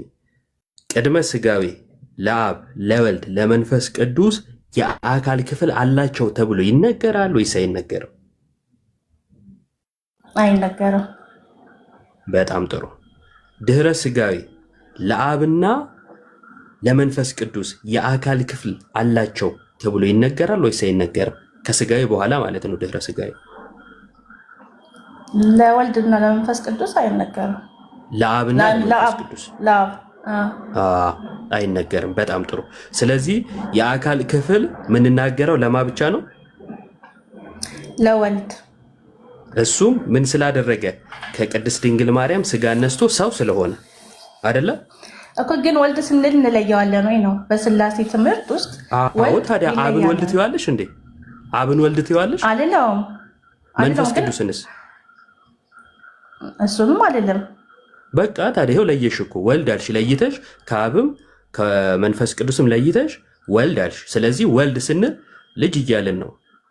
አብ ስንል ደግሞ አባት እያልን ነው። ወልድን ይወልደዋልና ማለት ነው። ስለዚህ ለይተን የምንናገራቸው ግብራቶች አሉ። እሺ አብ ወላዲ ነው እንጂ ተወላዲ አይደለም። መንፈስ ቅዱስም ሰራጺ ነው እንጂ አስራጺ ወይም ወላዲ ወይም ተወላዲ አይደለም። ወልድም ተወላዲ ነው እንጂ ወላዲ ወይም ሰራጺ አይደለም እያልን ለያይተን ለአካላት ግብርን እንናገራለን። እሺ ስለዚህ ትምህርተ ሥላሴ ምንድነው የሚለውን መጀመሪያ በደንብ ማወቅ ማጥናት ያስፈልጋል ማለት ነው። እና ለማጥናት ግን እኔ አሁን አንድ ጥያቄ የምጠይቅህ፣ እሺ አሁን ስለ አካል ስንናገር ወልድ እኔ እግዚአብሔርን ወደፊት መቼም እግዚአብሔርን እናየዋለን ብያለሁ። ምክንያቱም እግዚአብሔር ራሱን በወልድ ስለገለጠ ማለት ነው። ስለዚህ ወልድ ደግሞ አካል ስላለው የአብን አካል እንደ ወልድ ማሰብ እንችላለን። የአብን አካል እንደ ወልድ አሁን ወልድ አካል አለው የሚዳሰስ የሚነካ፣ ወደፊት ሲመጣ የወጉት ያዩታል ብሏል ይላል መጽሐፍ ቅዱስ። ስለዚህ እስከ አካሉ ነው የሚመጣ፣ ወደፊትም ያዩታል። እዚህ ራሱ እግዚአብሔር በወልድ ራሱ ስለገለጠ እንደዛ መውሰድ አንችልም። አይሽ ለመጠየቅ ራሱ የከበደሽ ምን እንደሆነ ታውቂያለሽ? አስቀድሞ ለመረዳት ማለት ውስጥሽ ያለው መረዳት በሌላ ነገር የተቃኘ ስለሆነ በቻልሽው መጠን ያንን ለማጠጋጋት እየሞከርሽ ስለሆነ ነው። በቃ ከጅምሩ ቅድም ያልኩሽ ነገር ያዢ። አብ ነው እንጂ ወልድ አይደለም። ስለ አካላት እያወራን ስለሆነ ማለት ነው ለያይተን ነው የምንናገረው። ስለ አካል ስናወራ የአካል መፋለስን አናመጣም። አብ ወልድም ይሆናል መንፈስ ቅዱስም ይሆናል አንልም። መንፈስ ቅዱስም ወልድም አብም ይሆናል አንልም። አብ ነው እንጂ ወልድ አይደለም። ወልድም ወልድ ነው እንጂ መንፈስ ቅዱስ አይደለም። ስለ አካል ግብር ስናወራ ወላዲ፣ ተወላዲ፣ ሰራጺ እንላለን አይደል? ወላዲውን ተወላዲ፣ ሰራጺውን ወላዲ አናደርገውም፣ አናፋልስም ማለት ነው። ስለዚህ ስለ ወልድ ስናወራ ደግሞ ቅድም ለያይተን አይተናል አይደለ? ቅድስት ድንግል ማርያም ስጋ ነስቶ ሰው ከሆነ በኋላ ቃልነቱን ሳያጣ መለኮት መለኮትነቱን ሳያጣ ስጋን ገንዘብ አድርጓል። ስጋም ስጋነቱን ሳያጣ ያለመጠፋፋት አለ። ያለመጠፋፋት የሰውን ባህሪ የራሱ ስላደረገ የአካል ክፍል ስናወራ በስጋዊ በኩል ነው ማለት ነው። ፍጹም ሰው ስለሆነ ነው። ባለመነጠል በስጋዊ በኩል ስጋ ስለለበሰ የአካል ክፍል ለወልድ ድህረ ስጋዊ እናወራለን። ይሄንን ግን ያው አብ በወልድ በኩል ስለተገለጸ ለአብም ልንናገር እንችላለን ካለን አንችልም። ለአብ የስጋ ምንድነው የአካል ክፍል እያለን ልንናገር አንችልም። እንደዛ ምንል ከሆነማ ከጅምሩ ከድንግል ማርያም ሰው የሆነው ወልድ ብቻ ሳይሆን አብም ሰው ሆኗል ልንል ነው ማለት ነው። ስለዚህ እንደዚህ ልንናገር አንችልም። በመሀልም እንድታውቂ የምፈልገው አካል ብለን ስናወራ ፐርሰን እያለን ነው ለስላሴ እኔ ባይ እያለን እንጂ ቦዲ እያለን አይደለም። ቃል ግን ከድንግል ማርያም ሰውነትን ገንዘብ አድርጓል። ስለዚህ የአካል ክፍል ይሄ ቦዲ የምንለው ማለት ነው አይን፣ አፍንጫ ምናምን የምንለው ሰውነትን ገንዘብ ስላደረገ እንናገራለን። ስለ ስላሴ ስናወራ ግን ለአብ ለወልድ ለመንፈስ ቅዱስ ቅድመ ስጋዊ ስናወራ ግን ስለ ፐርሰን ነው የምናወራው። ኪዳነ ወልድ ክፍሌ አካል የሚለውን እኔ የሚል ስም ያለው ግብር ያለው ይላሉ። ስለዚህ ግብር አለ፣ ስም አለ፣ እኔ ባይነት አለ። ይህን በመጽሐፍ ቅዱስ በብሉይም በሐዲስም ማየት እንችላለን። ስናወራ ለስላሴ ይህንን ነው። ከስላሴ አካላት አንዱ ግን በዘመኑ ፍጻሜ ከድንግል ማርያም ሰው ሆኖ መጥተዋል። ስለዚህ ሰውነትን እና ለስላሴ አካል ተብሎ ሲነገር ያለው ለያይቶ ማወቅ ያስፈልጋል። ትንሽ እንትን ማለት ይፈልግብሻል። ማንበብ ምናምን ለማንበብ ሞክሪ። እሺ፣ ክርክሩ ምናምን ትንሽ ይቆይ እና ይበቃ። ቀጥይ ከሌላ ሰው ጋር ወይም ሌላ ሰው። አመሰግናለሁ። ከዚህ በላይ ምንም ነገር የለኝም። እሺ፣ እናመሰግናለን። ስለዚህ ሰሊና ለሌላ ቀን ዝም ብሎ የሆነ ጴንጤ ወዳጄ አወራ ሳይሆን ትክክለኛው ትምህርት ምንድን ነው እየተወራ ያለው ነገር ምንድን ነው ብለሽ አድምጠሽ ለራሱ መልስ ሰጪዋለሽ እንጂ ሰው ቤት መጥቶ እንደዚህ ነው እንደዛ ነው ብሎ መናገር ካንቺ ይራቅ። ለማወቅ እዚህም ጥያቄ ነው የጠየኩትኝ እና የተረዳሁትን የተናገርኩት እንጂ ማንንም ለማንም ጎኖኜ የተከራከርኩት ነገር የለኝም። እዛም ቤት ስላየሁሽ ነው፣ ኮሜንቴሽን ስላየሁት ነው። እዛም ቤትማ ግባ ብዬ ነበረ፣ አንተም አልገባህም። ብትገባ ትላለህ። ምንም መግባቱ ምንም ነገር ጥቅም ስለሌለው ለምን እንገባለን? ከልጁ ጋር አይደለም ችግር ያለብን ከትምህርቱ ጋር ስለሆነ፣ ትምህርቱ ደግሞ አንቺ ተቃወሚው ትምህርት ነው አይደል? እግዚአብሔር ያካል ሲመስለኝ እናንተ እስከ መጨረሻ አልሰማችሁትኝም። የእሱ ያለበትን እንትን ማለት ነው። ያ ሰው ላይቭ የገባው የዮሐድን ቪዲዮ ተቃውሞ ነው አይደል? ዮሐድ ሲናገር የነበረው እግዚአብሔር እያለ ስለነበረ ነው። ወልድ ወይንም አብ ብቻ ለጥሎ አልተናገረም። እግዚአብሔር ካለ ደግሞ ስላሴን ስለሚያካትት ወልድንም ስለሚያካትት ነው። ዮሐድም ስለ ስላሴ ነው የተናገረው። አሁን እኮ ዮባ ስለድቶሻል። ቅድመ ስጋዊ ስላሴ ብሎ ነገር የዮባ ገብቶኛል ያለኝ ነገር በቃ ዮባ የተናገረው ነገር እኮ ነው ዮሐድ የተናገረው። ምንም እኮ አዲስ የተጨመረ ነገር የለም።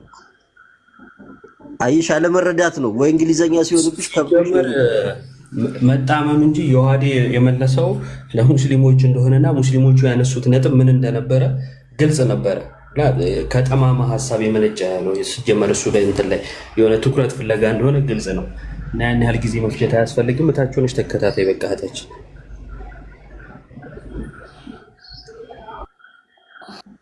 እሺ እናመሰግናለን። ግን ሌሎች ፕሮቴስታንቶች ካላችሁ እግዚአብሔር የአካል ክፍል አለው የምትሉ እጅ፣ እግር፣ አይን፣ ጆሮ፣ ጭንቅላት፣ ሌላ ሌላ ነገር የምትሉ ካላችሁ መግባት ትችላላችሁ።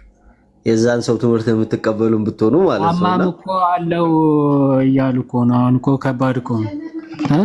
ተቸገርን እኮ ጉድ እኮ ነው ጎበዝ። አሁን እኮ በዚህ እኮ አያቆምም። ይሄ እንትን እኮ ፀጉር አለው ከተባለ ከዛ እግር አለው ጫማም አለው።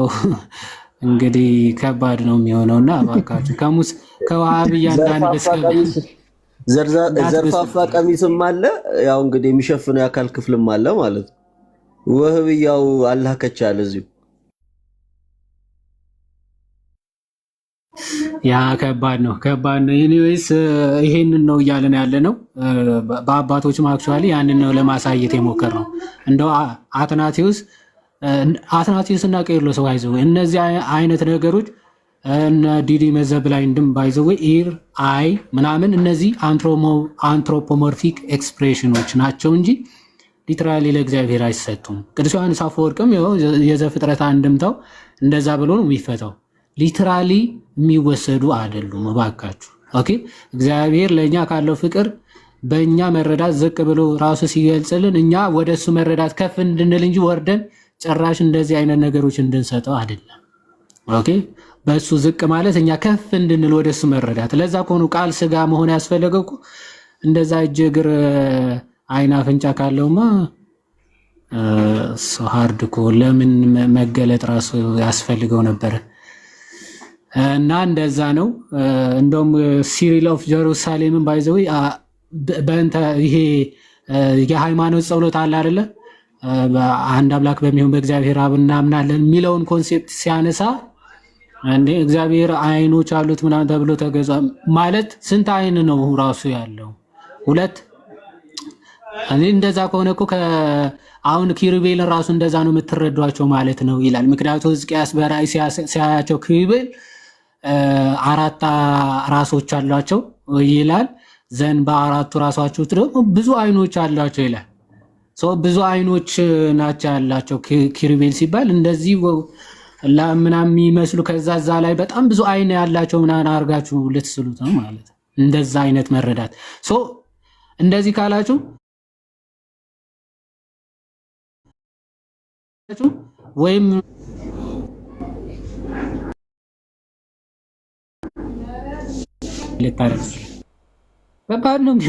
ከባድ ነው የሚሆነው እና እንደዛ ነገር ነው። ፊት ጀርባ ቀኝ ግራ የለውም መለኮት። ኦኬ ቀኝ ግራ ፊት ኋላ የለውም ለመለኮት ነው የሚለው ቅዳሴ ማርያም ራሱ። ምናልባት ዘኪ እሱን ነገር ብታገኘው ከሆነ መክፈት አልችልም። ወደ አንድ ስልክ ነው ያስኩት። ከቻልክ እንደውም አንተም የዮሐንስ አፈወርቅ አሁን ያነሳኸውን የኦሪት ዘፍጥረት ምዕራፍ 1 ቁጥር 26 አሁን ብዛቶቹ እሱንም እያዩ ስለሆነ አንደኛ አይነት መልክ አለው እያሉ ያሉት እሱንም ብታሳያቸው ደስ አሪፍ ነው። ይዋዲ አርአያና አምሳል የሚለውን ዮሐንስ አፈወርቅ የፈታበትን አዎ አንድም ችግሩ ባይዞ ይሄ በአርአያችን አምሳላችን ብሏል እግዚአብሔር። ስለዚህ አርአያና አምሳል ከሆነ እኛ ነው የሚመስለው አይን አፍንጫ ምናምን እንደዛ ነው የሚረዱት። አክቹአሊ አርአያና አምሳል ካፓዶሻን ፋዘርስም ሲያብራሩ አርአያ አምሳል ማለት ሰውነቱ አይን አፍንጫ እግር እነዚህ አይነት ነገሮች አይደሉም። አምብሮስ ኦፍ ሚላን ኤግዛክትሊ ይህንን ኮንሴፕት ሲያብራራ ቃል በቃል ኦኬ ዳት ዘ ኢሜጅ ኦፍ ጋድ ኢንክሉድስ ወይም ደግሞ እዛት ቦዲ ዘ ኢሜጅ ኦፍ ጋድ ይላል። ቦዲውን ወይም ደግሞ የስጋችንን የእግዚአብሔር መልክ ነው እየተባለ ነው ብሎ ይጠይቅና አዎ ካላችሁኝ ስለዚህ ዘር ኢዝ ሶይል ኢን ጋድ ይላል። ስለዚህ በእግዚአብሔርነት አፈርነት በእግዚአብሔር አለ እያልከ ነው ብሎ በግልጽ ይናገራል። አፈርነት በእግዚአብሔር አለ ማለት አይደለም። የእግዚአብሔር ምሳሌና አርአያ የሚለው ቅዱስ ዮሐንስ አፈወርቅ እንዴት እንደሚያብራራው ላሳያችሁ። 1:26 ላይ ንግበር ሰብአ በአርአያነ ወበአምሳሊነ። እሺ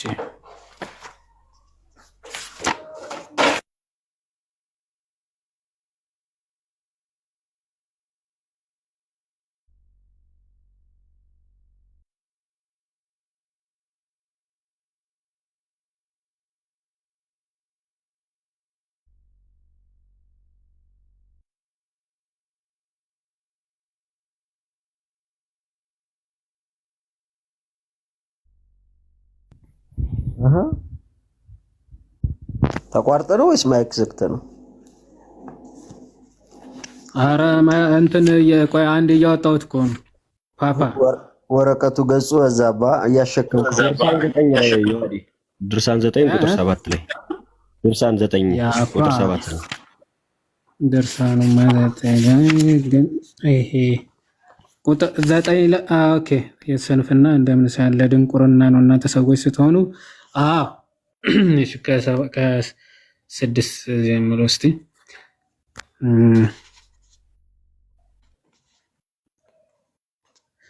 እሺ 7 ላይ አይደለም መሰለኝ ሰውን ባህሪያችን ጠይቅ ሰውን ኦኬ። ለማን ነው ይሄማ ለማን ነው ብሎ እንትን የሚልበት ነው። እንትን ወደ ፍቅ እንትን ማደግ ነው ምናምን ብሎ እስቲ ባህሪያችን እንደምሳሌያችን መፍጠር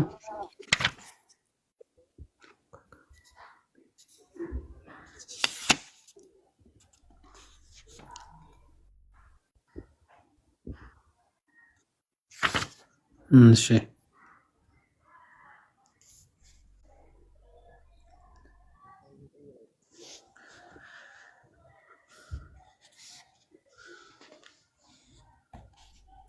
ተናገረ።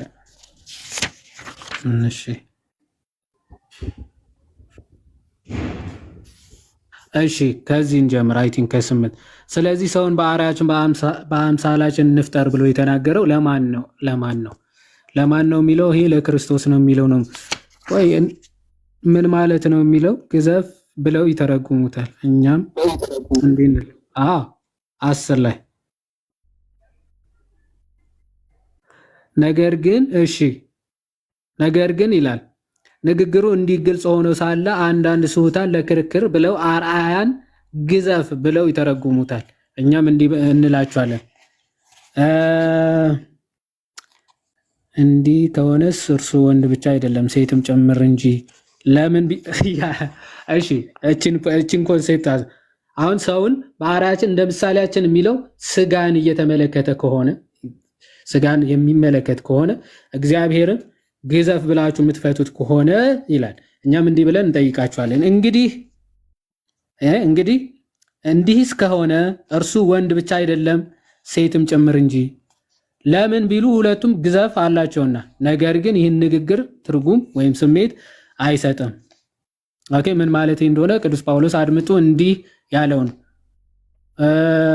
ወንድ ሊከናነብ አይገባውም የእግዚአብሔር አርአያውና ክብሩ ነውና ሴትም ለባሏ ክብር ናት ያለውን ሐሳብ ያነሳል። ከመጀመሪያ አንስቶ እግዚአብሔር ፈቃድሽ ወደ ባልሽ ነውና ብሎ ተናገረ ይላል። አያችሁ እስቲ አያችሁ አርአያነቱ የተቀበለው በግዘፍ ሳይሆን በትእዛዝ መልክ ስለሆነ ሁሉንም ያዛል፣ ይገዛል፣ ሴት ግን ትታዘዛለች የሚለውን ነው። ስለዚህ ቅዱስ ጳውሎስ ወንድ አርአያና አምሳሌ የሚለው ክብርን ልዕልናን ምናምን የሚያሳይ እንደሆነ ይናገራል። በጣም እንትን ብሎ የሚያብራራበት አንዲት አጭር ክፍል አለች። አርአያ የሚለው ገጽ 160 እያለህ ነው እኮ ከስር 160 ላይ ኦኬ። እሷን ፓርት ላይ እሱ ግለጥ አንድ እሺ ነጻፈ ይሄ የባህር አሳዎች እንትኖች ይግዙ የሚለውን ፓርት እሺ። እዚህ ጋር ሰውን በአርአያችን በአምሳላችን እንፍጠር። አርአያ ማለት ምንድን ነው? እግዚአብሔር በባህሪ የሚያዘውንና የሚገዛውን የሰው ልጅ በጸጋ ማዘዙንና መግዛቱን የሚያስረዳ ነው ብለናል። ኦኬ አርአያ ማለት እሱ ነው።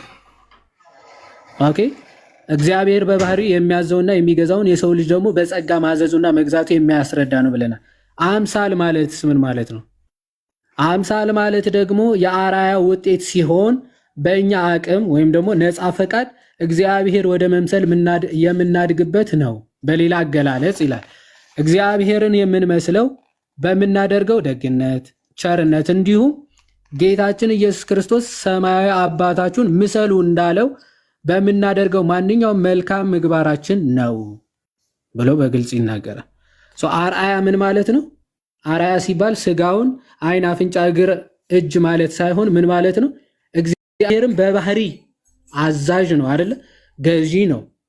ይህን ባህሪያዊ ገዥነቱ አዛዥነቱ ለፍጡሩ ለሰው ልጅ ምን ሰጥቶታል? በጸጋ ማዘዙና መግዛቱን የሚያስረዳ ነው፣ የሚያመለክት ነው። አምሳል ሲባል ደግሞ ምንድነው? ይሄ ደግሞ በነፃ ፈቃዳችን ልክ አሁን እኛ ቲኦሲስ የምንለው ማለት ነው። እግዚአብሔርን ወደ መምሰል ህይወት የምናድግበት በነፃ ፈቃዳችን እግዚአብሔርን ወደ መምሰል በደግነት በቸርነት ኦኬ እንደዚህ በመልካም ምግባር እግዚአብሔርን ወደ መምሰል ህይወት የምናድግበት ነው። አምሳል ሲባል እሱ ነው እንጂ አርአያ ሲባል አይን፣ አፍንጫ፣ እግር፣ አምሳል ሲባል ሌላ ነገር እንደዚህ ብለን አይደለም እንረዳ። ኦኬ እንደዛ ካልን ግዘፍ ካልን እግዚአብሔር ወንድም ሴትም እንደዚህ ወደ ጾታም ራሱ ልንወስደው ይችላል ብሎ ነው ቅዱስ ዮሐንስ አፈወርቅ የሚፈታው እና ከዚህ አንጻር እንረዳው።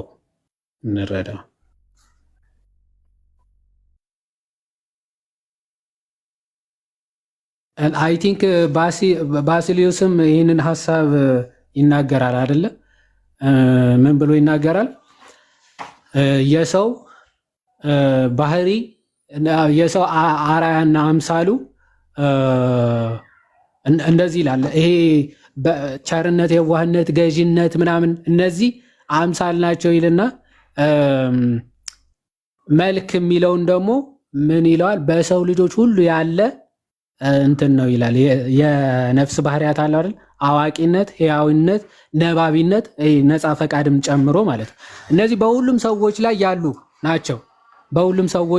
ናቸው። ሰው ከወደቀ በኋላ እነዚህ በስላይትሊ ምንድነው መልካቸው ደበዘዘ፣ ቆሸሸ እንጂ ቶታሊ አልጠፋም የሰው መልክ ይልና ቶታሊ የጠፋው ግን የሰው ላይክነስ ነው ወይም ደግሞ አርአያውን ነው ይላል። ይሄ የዋህነቱ፣ ደግነቱ፣ ቸርነቱ ምናምን እነዚህ አቶት ነበረ። ስለዚህ ክርስቶስ መጣና ይህንን መልካችን ቆሽሾ የነበረውን አጠበው፣ ጠፍቶ የነበረውን ደግሞ ሰጠን ማለት ነው። ጠፍቶ የነበረ ለዛ ነው ክርስቶስን ወደ መምሰል ህይወት ነው ክርስትና ሲባል ይህንን አርአያ እግዚአብሔር የሚለውን ወይም ደግሞ እግዚአብሔርን ወደ መምሰል ክርስቶስን ምሰሉ ወደሚለው ሚስጢር የምናድገው በመልኩ አይደለም። ወይም ደግሞ አይናችን አፍንጫችን እሱን እየመሰለ እንዲሄድ አይደለም። ሐዋርያ ቅዱስ ጳውሎስ እኔ ክርስቶስን እንደምመስል እናንተ እኔ ምሰሉ ብሎ ሲናገር ምን እየተናገረ ነው ማለት ነው? በፍቅር በውባህት በቅድስና እግዚአብሔርን ወደ መምሰል ህይወት ማደግን የሚያጠይቅ ነው ብሎ ይፈተዋል እና ከዚህ አንጻር የሚታይ ነው። በትክክል ያዴ እውነት ቃሎትን ያሰማልን፣ መንግስተ ሰማያትን ያወርስልን። ሳይታሰብ ጥሩ ትምህርት ተማርንና እንደው አትመመኝ አይባልም እንኳን ማርከኝ ነውና ያኛውንም ሰው አትናገራት ብለው እንኳን ጥሩ ትምህርት ተማርን ነው። እኛም ቀጣይም ደግሞ ጥሩ ቪዲዮ እንደምትሰራልን በዚህ ጉዳይ ላይ እርግጠኛ ነኝ። ያዴ ቀጣይ ክፍል እንደሚኖር አያልቅም እኮ በዚህ ጉዳይ ይሰራ ከተባለ እንደ ጉድ ነው። ጆን ኦፍ ደማስከስ በጣም ብዙ ቦታ ኦን ኦርቶዶክስ ፌዝ የሚለው መጽሐፉ ስለ እግዚአብሔር እንደዚህ በስፋት እንትን ይላል። አስፈላጊ ከሆነ ይጨመራል። እውነት ለመናገር ከሆነ እንትን እንልበታለን።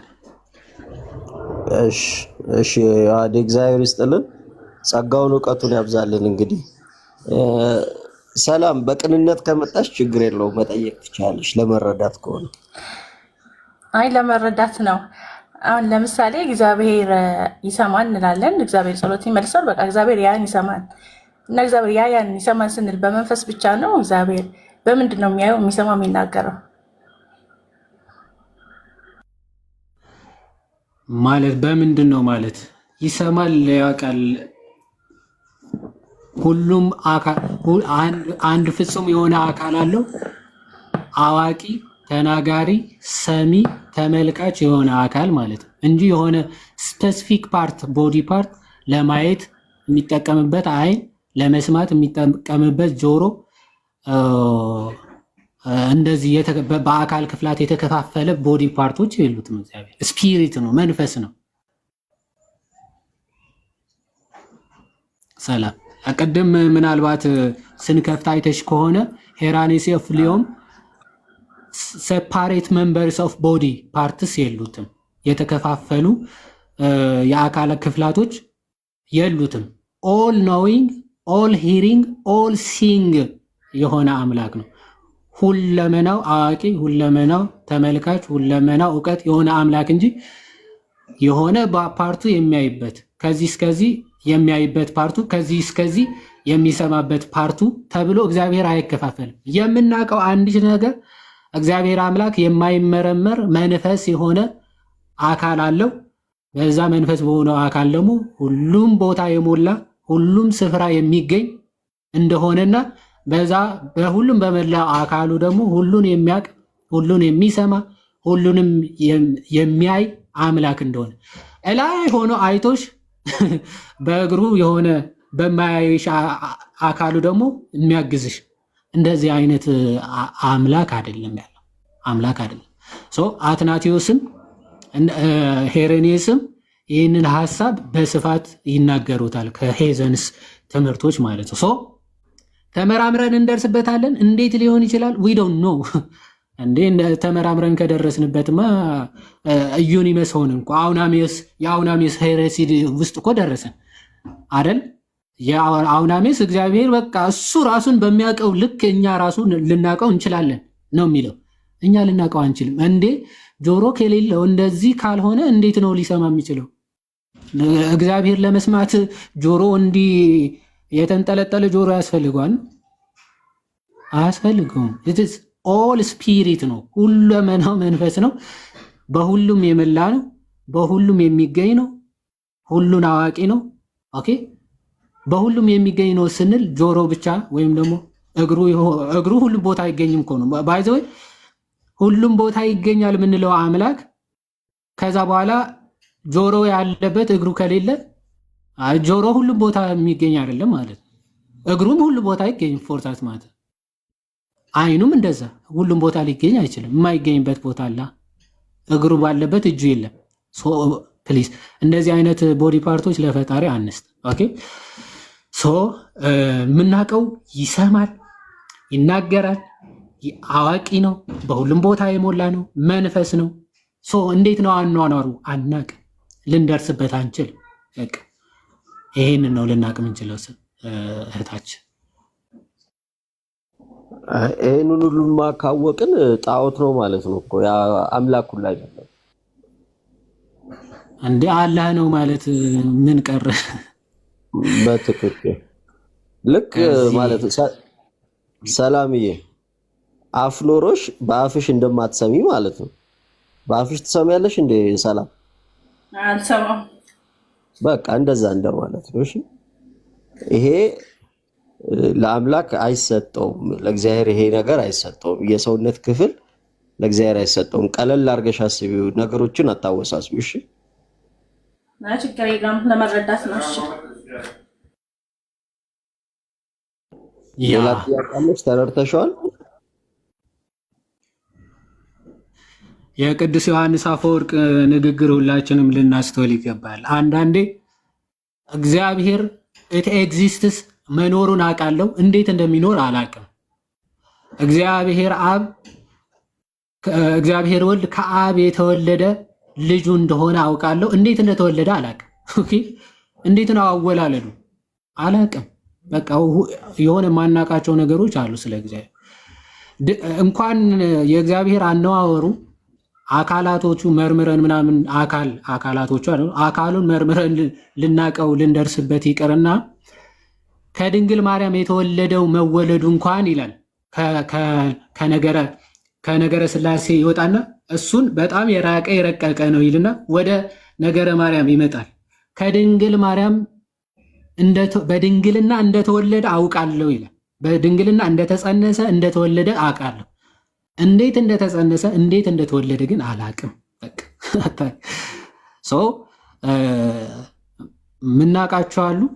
ከዛ በኋላ ግን በእምነት ነው የምትቀበላቸው። በቃ እንደተወለደ አምናለሁ፣ ትቀበላለህ።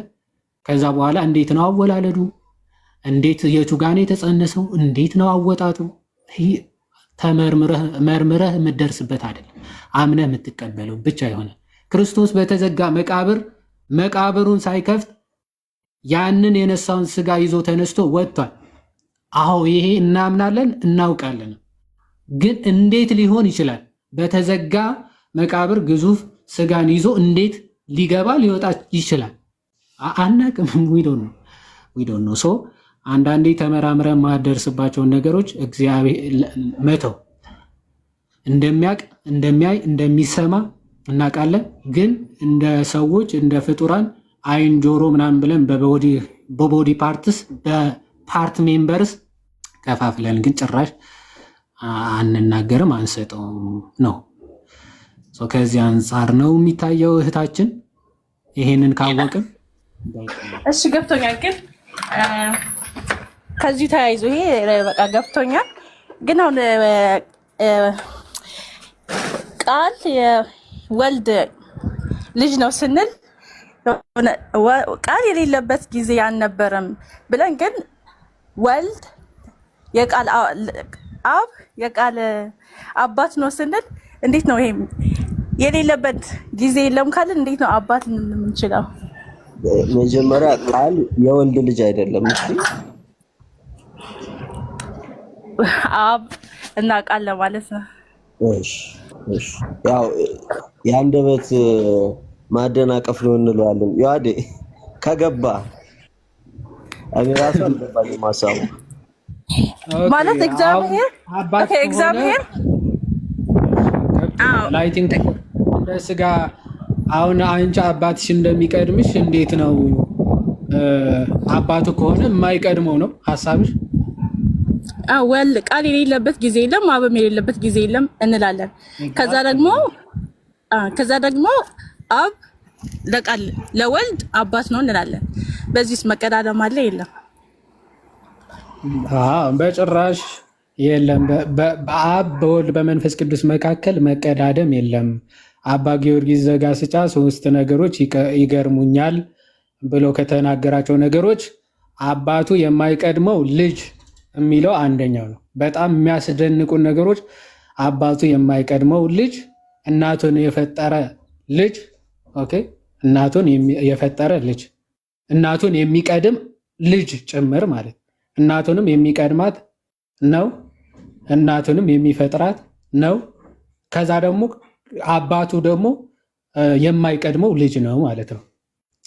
በአብና በወልድ መካከል እርታና ቅድመ ዓለም ስጋ ከመሆኑ በፊት እኮ ነው ጥያቄ።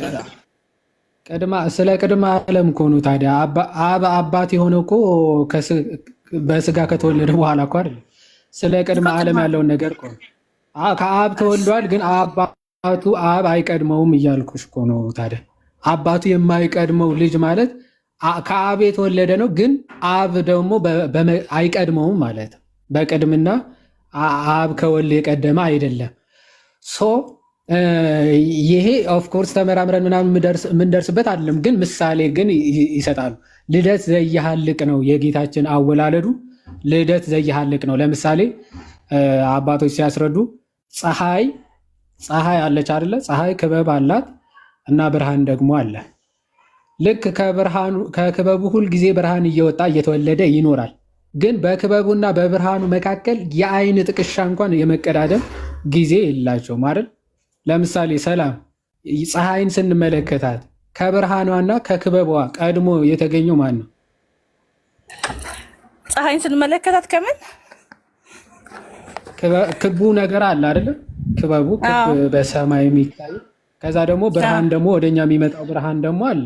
ከብርሃኑና ከክበቡ ቀድሞ የተገኘው የትኛው ነው? እኔ እንጃ። ምናልባት ሁለቱም እኩል ይመስልኛል። በቃ ዛቲዝ ምንም መቀዳደም የላቸውም። ክበቡ ባለበት ሰዓት ሁሌ ብርሃኑ አለ፣ ብርሃኑ ባለበት ክበቡ አለ ማለት ነው። ግን ሁልጊዜ ከክበቡ ነው ብርሃኑ የሚወጣው ማለት ነው። ከክበቡ ግን ምን ይወጣ? ብርሃን። በቃ ልክ እንደዚያ ከአብ ሁልጊዜ ልደት ዘያሃልቅ ወልድ ሲወለድ ይኖራል ወይም ደግሞ ይወለዳል እና በሁለቱም መካከል ደግሞ መቀዳደም የለም። ስለዚህ አብ ወልድን አይቀድመው፣ ወልድ ደግሞ አብን አይከተለውም ወይም ደግሞ አይቀድመውም ማለት ነው። መንፈስ ቅዱስም እንደዛ። ስለዚህ በፀሐዩ በክበቡና በብርሃኑ መካከል መቀዳደም ሳይኖር ሁለቱም በአንድ እንደተገኙት ያው የአብ የወልድ የመንፈስ ቅዱስ መገኘት የላቸውም፣ አጀማመር የላቸውም። ከጥንቱ ከዘላለምም በእንደዚህ ነዋሬ ሳይቀዳደሙ ከአብ በባህሪ ወልድ ተወለደ ብለን እንናገራለን ማለት ነው። ልክ ከክበቡ ከብርሃኑ ክበቡ እንደማይቀድም ሁሉ ከልጁ አባት አይቀድም፣ ከአብ ልጅ አይቀድምም፣ ወልድ አይቀድምም፣ ከወልድም አብ አይቀድምም ማለት ነው። በምሳሌ ለማስረዳት ያክል እንደዛ ነው የምንረዳው ማለት ነው። ምናልባት የፀሐዩ ከገባሽ የአብና የወልድም እንደዛ ማለት ምሳሌ ዘያጽጽ ነው። ቀጥታ እንዳትረዱ። እንደዛ ነው አናዋራቸው፣ እንደዛ ነው አወላለዱ ማለት አይደለም። እንዴት እንደሚወለድ አናቅም፣ ልደቱ እንዴት እንደሆነ አናቅም፣ ከህሊናችን የራቀ ነው። ብቻ አብ አባት እንደሆነ ወልድም ልጅ እንደሆነ እናውቃለን። ግን መቀዳደም እንደሌለ ለማሳየት ግን ምሳሌ ምንድነው? ከክበቡ ብርሃኑ እንደማይቀድም ሁሉ ከአብም ወልድ ለአይን ጥቅሻ እንኳን አይቀድምም። ልክ ለምሳሌ ክብሪት እንደለኮስን ልክ ስንለኩሰው ቀድሞ ነበልባሉ ከዛ ብርሃን እየተከተለ ነው የሚወጣው ወይስ ነበልባሉና ብርሃኑ በአንዴ ነው የሚመጣው? ሰላም። ልክ ክብሪት እንደዚህ እስቲ ቆይ ክብሪት ካለ ላሳያችሁ።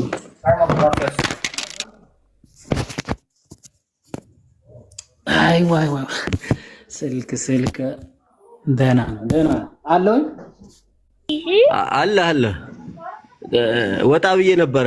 ጥያቄ ድጋሚ ተጠየቅ ወይስ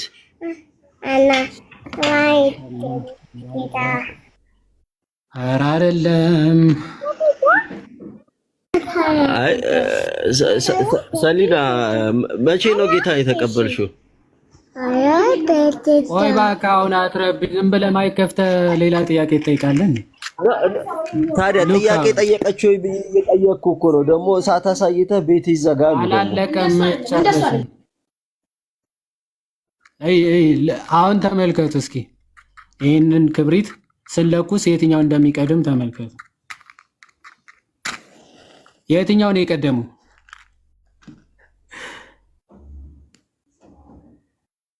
ቆይ ሻማ ላይ ላድርግ። ኧረ እጄ ስለኩስ እስኪ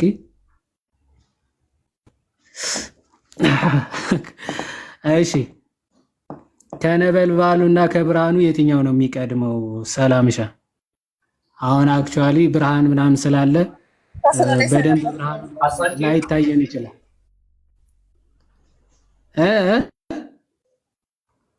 የሚቀድመው እሳቱ ነው። እሳቱ ይቀድማል። የትኛው ነው ስንለኩሰው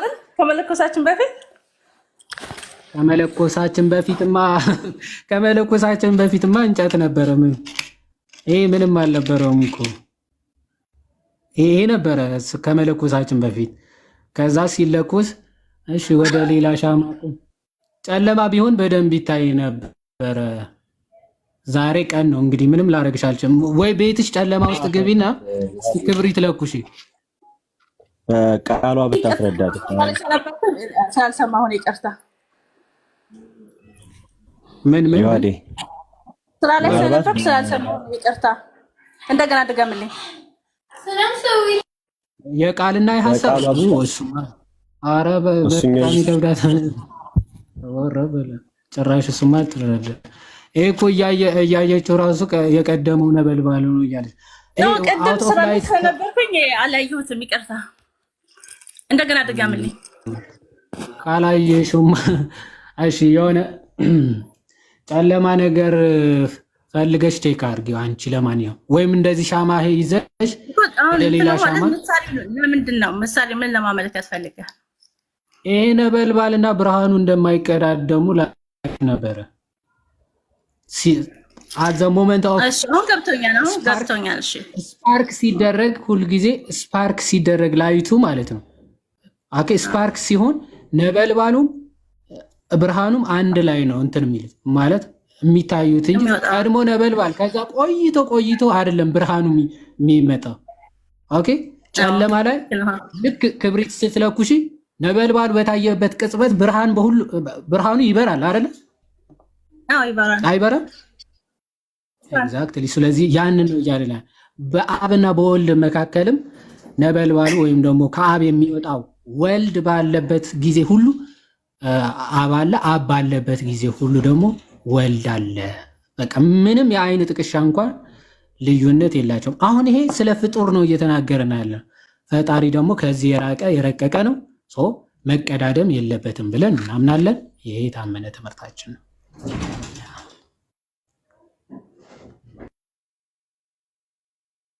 እሺ አመሰግናለሁ። አይ ምሳሌው በደንብ ገብቶኛል።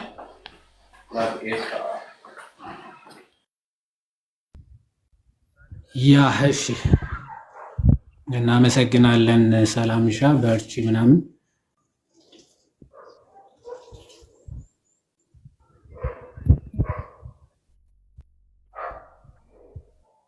ሰውዬ እንውጣ ምግብም እንብላ። ቃሎት ያሰማልን ማለት እግዚአብሔር ይስጣው። ሰውዬው ታች ላሉ እንትኑን ምሳሌውን ንገራቸው። ለእሷ ይከብዳታል ብዬ አይ በቃ ግልጽ ነው። በእሳትና በፀሐይ ያረከውም በግልጽ ነው። እሷ ምናልባት በደንብ ካልገባት እሱኛው ከቀለላት ብዬ ነው እንጂ ግልጽ ነው።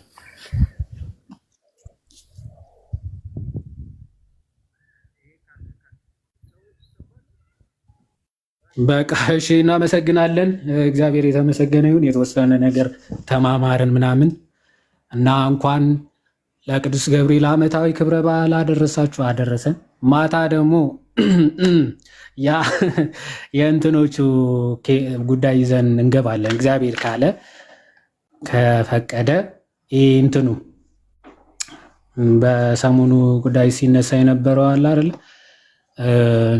የጌታ ስጋና ደም በሉትራንና በፕሮቴስታንቶች ሲነሳ የነበረው ኦኬ፣ እሱን ኮንሴፕት መቀበል የሚገባቸው ወይም ደግሞ የሚቀበሉት እነማን ናቸው?